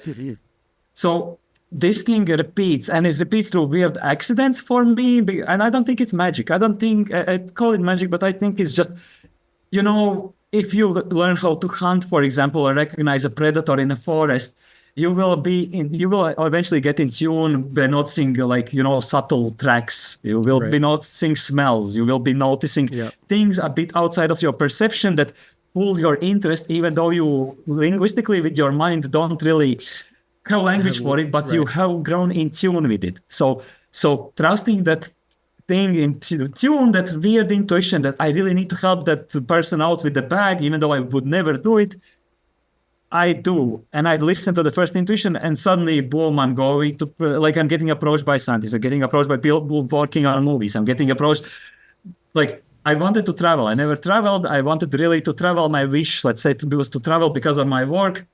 Less than a week later, I get a gig traveling for work on a movie in Wales. I want to do VJing. I have no idea what to do. I do the same thing. Boom, go to modem. I want to see an experience of going to education. First thing this ever happened after my first experience with DMT in this, let's say, junky way of doing it, was magic or whatever manifestation. I went to be a part of opening of the first drugs museum in Amsterdam, and my work was in the middle of it, and I just wanted to be useful for science. So these things happen, and it's just my belief, and I know in my end, I don't try to explain it with any gods, entities, whatever. I think I'm just using a computer in my mind that everybody has, and if I watch the news too much, I will find bullshit. I can tell you that I stopped watching TV when I was 15, and I started getting friends from other countries, especially Russia, because here in the culture, there was a lot of tension between, locals and other people and stuff. I stopped watching TV. Suddenly I have friends from doesn't matter which race or whatever, because I'm not listening to the narrative. And I think this whole thing, practice makes perfect. Be careful what you practice. You're practicing something all the time. So if I watch something that is not beneficial for me in the future, I don't watch it. I don't scroll content that much online. I only pick content online. I want to learn something, I open online. I want to see certain work like yours, I look for you. I want to learn a new skill, I look for the skill. I don't allow myself to scroll that much. I sometimes get caught in it, but I catch it really fast. I'm aware of how my dopamine system works, so I'm catching those things. Anyway, try to avoid information that would pollute my brain in a way that is not useful for my mission, let's say. So that's my spirituality. I believe we're all connected. I believe people know, all the people feel and see and understand a bit more than they think I do. I think language always fails comes later. Also, things you learn with the language in school and try to explain with language always come a bit short. So trusting your intuition and working creatively, watching your hands do stuff, even if you don't know what you're doing, just trusting is the key. For you to break new ground for yourself and maybe others. Wow. Yeah. It's Wow. it's just yeah. I I can feel talk about closer consciousness to forever. God right now just from having you talk about that. Oh, But no, dude, I you know can what? give you a story What? of converting Christians to my religion. That I tried to get me to like knock on my door with the booklets. Oh, do you want to join this? Men, not only Christian, many, Take people in this. cities, visit you. Yeah, and then I start talking about this, and they start asking me for copies, and like silently, can you tell us more about this? And I'm like, yeah, this actually works. For me, the God is ability to recognize patterns by a choice, I was just gonna. not I was gonna say yeah, like what you were saying about pattern recognition. Like yeah. to me, it's almost like our ability, like you're saying, to have this pattern recognition, and by you can use manifesting, you can use magic, Mhm. whatever you want to use words for that. Whatever is your way. It's almost like the universe has pattern recognition as well. And when the universe feels or sees or whatever the word is for it, you in a pattern, then it's like, okay, well, I'm going to create that pattern for them. I'm going to continue that pattern for them. You know what I mean? So it's like your pattern recognition inside of your head of like, I'm going to do good and then therefore good things are going to happen, or I'm going to learn this skill because then I'm going to be better at this skill, or I'm going to utilize, this thing. The universe is doing the same thing for you. And it's like, oh, I see Wow. Raymond's is doing A, B, and C. Let's continue A, B, and C for them. I see Raymond's Oh, nice. is trying to, you know what I mean? Like that pattern Yeah, I recognition, feel, I have notion. it's quantum. It's quantum. Yeah, Any yeah. action, Oh, boy. any action that I do is gonna have a You have reaction no clue. You all have over no the clue place how and in ways quantum that we it don't is. understand. I think You that have no I, clue how quantum it is, man. I mean, Really, you it's, have no the clue. more You're I gonna don't- find you out know- soon. You're gonna Yeah, find I out can't soon. wait. There's I some can't stuff. wait, buddy. Dude, I'm gonna send you the papers as soon as they come out. I think you're gonna love this. I can't yeah, wait. man. Yeah, Yeah, I mean, so Matt- yeah. No, Sorry, please. sorry, Sid. no, No, please, no, please, go, please. go on. No, I was going to say wasn't just- that I think that, to me, it's very clear that we just have words that, like you said, culture and people have fucked up those words for the things that we're trying to say, Yeah. like God, Yeah, spirituality, exactly. whatever. But Yes, at the end of the exactly. day, the concepts are simple. What is God? God is just an idea, right? An idea of a omnipotent, beautiful, wonderful, all-knowing thing. That's just nature. That's just reality. That's just the quantum thing. That's just like the micro, the macro. There's no there's no doubt in my mind that when it comes to things like spirituality, all it really is being good. All it really is feeling good. And not feeling good in a ego of like I'm feeling Yeah, good I know because what I'm you mean. raping a 15 a girl, feeling good because it's benefiting me. Like you said, learning a new skill, going out and doing good to others. Like those to me are objective things, right? And I think that when it comes to spirituality and religion or whatever word you want to use, belief, it all boils down to just good. You can't like, yes, we can get into esoteric things of like what's good, what's benefit, what is- but like at the Yeah, end of the yeah, day, yeah. like we all know what is good because inside of us, there's this part of us is part of the same God thing that you Yeah. want to call it, whatever. And that thing is good, like nature, right? You were saying Yeah. before how when you're living in rural areas, your mind is much more focused and you can kind of hear your own thoughts. I feel the Yeah. same way. It's also why I move out of the city every few years Yeah. because I believe that nature is just a reflection of whatever your intention or whatever you're feeling at the moment.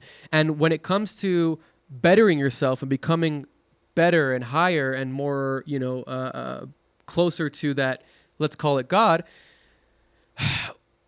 nature is going to just reflect that for you. It's going to just, okay, are you having a lot of thoughts in your head? Go for Yeah. it. Are you learning something? Go for it. In the city, there's so much more energies and things going on that you can definitely like close yourself inside of your house and be in that space, but then you're closed inside of your house, right? For me, it felt like the moment I left my house in the city, I didn't have my own thoughts. I didn't have my own focus. I could definitely like push my thing onto what's going on, but it was always what was going on around. So yeah, I think what you said is very potent, and also the fact that No, you're thank so you. deep into scientific experience and proof, then that's very that makes things a lot more concrete. I just had a Yeah, really I can. Let's. no, please. I have one, 2 points I can add. One thing with all this learning, well, for me, it's all about practical, extractable insight knowledge that I can repeat, which is practical, and it works, which means it's practical. And another thing that helps me on journey not to go mad, and I tend to tell this to people when they're learning things with psychedelics, is chew the meat, spit out the bones. Like there's a lot of stuff floating around in information space, and by that I mean the same thing, trying to extract what is useful to you and what is usable, and that's like it's led to science. And I was always obsessed with science in that regard, and I never imagined that I couldn't afford to go and study science, and I wish I could. But now I'm living this life, I'm really happy that I get to participate it without having to study it, and it's finding applicable use for it. And It also might have yeah, made it's- you a lot more, like scientific. If you would have studied it, you would have been much more rigid. Maybe you wouldn't have Yeah, I'm had really the ability happy to that I have these didn't. experiences. Yeah, I'm really happy that I didn't. And also, like, it's really fun now. I'm like getting researchers from universities related to mental health and stuff, and they're asking me how to conduct psychedelic studies, and I'm like, okay, I'm just a druggie in the middle of nowhere. It makes color. It's like, oh, but we are figuring out these visuals and stuff, and how do we extract the most insight from these studies? And I'm like, okay, you have PhD in neuroscience, and I have non-finished PhD bachelor's in bullshit. street PhD in psychology. YouTube. Just imagine it. And I'm just I have no education, but the thing is, I developed in my life. But the like ability to be able to contribute with even like a perspective that can be found as a tiny bit useful for these circles is what matters to me the most. I feel happy the moment I started to be useful in any way. It could be like just a way we give. It doesn't matter in a science that could actually help people understanding our own minds and how to use these computers we are running in our heads and our skulls. Maybe we don't need to attach Neuralink, maybe we do, but maybe we can do a lot of stuff by just regulating pattern recognition. And think so, I can tell you that at least you can do a lot. It might not give you ability to, like, I don't know, generate pink fluffy elephant in you, but notice in the cloud of reality what you need the most. If you know what you need the most, definitely picking out of your current now, and all it takes is going outside of your house to face random, and the stuff comes out in random, right? And you go to random field, which is place you don't know, and you just have a thing you want to find in your mind. And your brain will find it, or at least something that resembles or gets closer to it. And I think it operates on a bit deeper level than just what you can see and what you can hear and what you can taste and what you can sense. It applies to things you've learned, things you learned, concepts. You just don't think about concepts as they are, like in language. You know them, you learn things in school. So when they're reflected to you in reality, they seem familiar. They are not clear. They're not like same, like inertia, right? Inertia is sort of clear, but it is very familiar. If you just think about inertia in every aspect, just mental aspect inertia, like habits and stuff, it is very clear. It's very familiar. Okay, inertia is a bit too rough example because it's very also linguistical, but you can understand inertia without knowing it, the theoretical physical part of it. Yeah, you can get it. Yeah. So I'm gonna put this thing back again anyway. So I ended my 2 points. Sorry, taking off so long.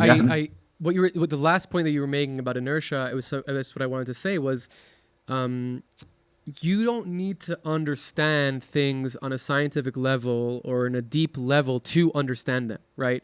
Yeah, It's understanding like- and knowledge, different things. Exactly. Understanding and knowledge is a different thing. And I've had this discussion recently with not a shaman, but a teacher of mine. And we were talking about, the new scientific research of mapping the DMT space. And we kind of had this, familiar with it a lot. we had a little bit of discussion of a discussion about why. Like he's coming from the place of like, why do you need to do this, right? We're like knowledge versus understanding, right? And I kind of was coming from the place, I'm like in between, I think that there is a lot of benefit to having quote unquote proof of things. I think that when you have concrete numerical, scientific understanding of things, then your knowledge base and your knowledge pool expands. So Okay. Yeah. so it's like the more science or the more we understand things, then the more your knowledge expands. And this is very similar to the ancient way of thinking. They don't look at it as like science and fact, but they look at it as experience and downloads for information from God or from the universe or from entities or from medicine, right? Plants. A lot of the ancient and traditional uses for plant medicines are about. The idea is that the plants told us about themselves, right? Yeah. The plants said, hey, use this one, hey, drink this one, drink that one. And there's every culture and lots of different stories and lots of different ideas, and it's irrelevant kind of these stories. Most of the stories have the same lesson, right? Of like nature and God and the universe wants us to feel good, wants us to be good. So but they're still quantifying it. They're still saying, okay, this is understanding. How do we know that? We know that because the plants told us. And the plants are telling us because they want us to feel good. And we will need to feel good because the plants... And it's like the same idea of like, if I can quantify the DMT space, then when I go into the DMT space, I can understand it better, right? So I feel like science... And we're seeing this more and more, right? Like our understanding of science is... we don't really understand anything, and the beauty of science is that it's not dogmatic, is that the whole idea of science is that you're supposed to prove it wrong, right? Anything that the only reason why things are a fact is because you can't prove them wrong until you can. How else you gonna learn? How else you're going to learn? And that's kind of the same way that the traditional ideas look at things. In the same way, they're not dogmatic. Like the shaman or whatever, the teacher is not going to tell you, hey, the plants told us to do this 100%. No, they're going to say, this is the story. This is the idea. And what's behind the idea in the story, So I feel like religion, especially Abrahamic religions, especially 21st century religion, has fucked up that idea of like, these are lessons, these are stories, these are ideas that help us be better. Not these are rules and laws and dogmatic ideas that if you follow them, then you'll be white. And if you don't follow them, you'll be black. And I feel like that's like missing the whole point of what this is all about. So it's nice to see that, somebody like yourself who, you're not traditionally spiritual, but you still acknowledge the existence of this idea. You know what I mean? Yeah, of course. It can be useful, right? It's for example, just any belief that makes you have a bit easier, a bit better. I don't know, either you can be more useful to yourself, more bearable. Maybe you gain any benefit. It's useful, right? Do you need to tell it to everybody else, or do you need to push it on them? Not really. If they ask, of course, share your ultimate matrix code, right? Like everyone, I guess all the people who live in any sense creative lives, I guess they have figured it out, their own matrix code. And I think more power comes from acknowledging your own and like playing with it. It's a nice game. It's a really nice game to play with these ideas. It's really fun to think we are all aliens. We think we are white light. I think I'm black light. I think I'm a god. I think the noodle god. I think that all these things are fun to play with. And if you can gain any like insight from it that helps you have a better life and it doesn't harm any other life, so be it. It doesn't matter. Like not only it's so really, be it, but that's gonna make the world better, right? That's gonna make the world better. What do you mean by better? That depends. I don't want to push better on you. No, for sure. But better. I mean, in the sense that if you're living your life and you're feeling better about your life and you're living a better life, or for you subjectively, that's going to make the world better objectively, because you're now going to go into the world with a smile. You're now going to create experiences that other people are going to be feeling good with, right? You're basically encoding your intention. so that even if you're not thinking, okay, I'm making this visual so that people feel good, it's going to automatically do that because you're feeling good. You're Yeah, that feeling is in a interesting. good I place. noticed, yeah. It's like an underlying intention. You know, you don't even have to Yeah. think about it. It's like almost automatic. Yeah, I think that's I've really seen that. that's really where the magic is. You know, it's not like manifestation is such a modern word that's so lacking in like what it actually means, but it's like it's so simple really when you think about it, you know? Feel good, do good, and good things will come. That's really like that's it. And once you, and that's subjective, right? Because like for you, feeling good might be doing Yeah. who knows what, and for me, feeling good might be something else. As long as you're not hurting other people, then that's okay, right? Yeah. Yeah, I think that's a good place to end this. I'm so happy that you came onto the show, Raymond. I love you so much. I can't wait to see you this summer. Hopefully, Oh, please God, inshallah. Yeah, I wanted actually to thank Glass Crane, Steven, Yes, because Steven. we had only one chat, but that guy actually saved my life for reals. Wow. In a really tough spot, we had a really interesting interaction. Just out of nowhere, I just went outside in my let's say forest, and I saw albino crane. And that same day, Glass Crane wrote me for the first time, and I'm like, "What the fuck? I've never seen albino crane." And this is how.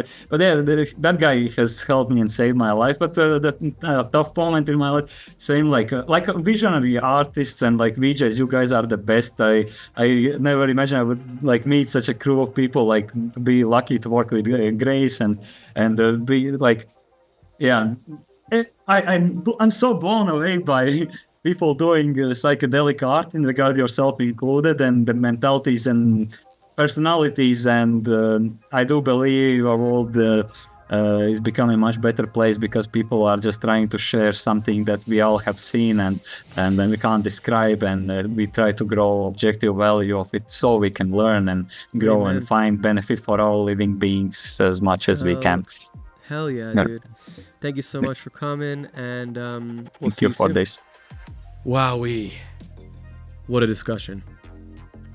Raymond's is just a fountain of information, beautiful explainer of these intricate and deep things in life, and it was a super honor to have him on.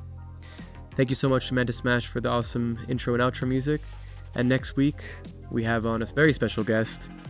She's a queen reptile. See you next week.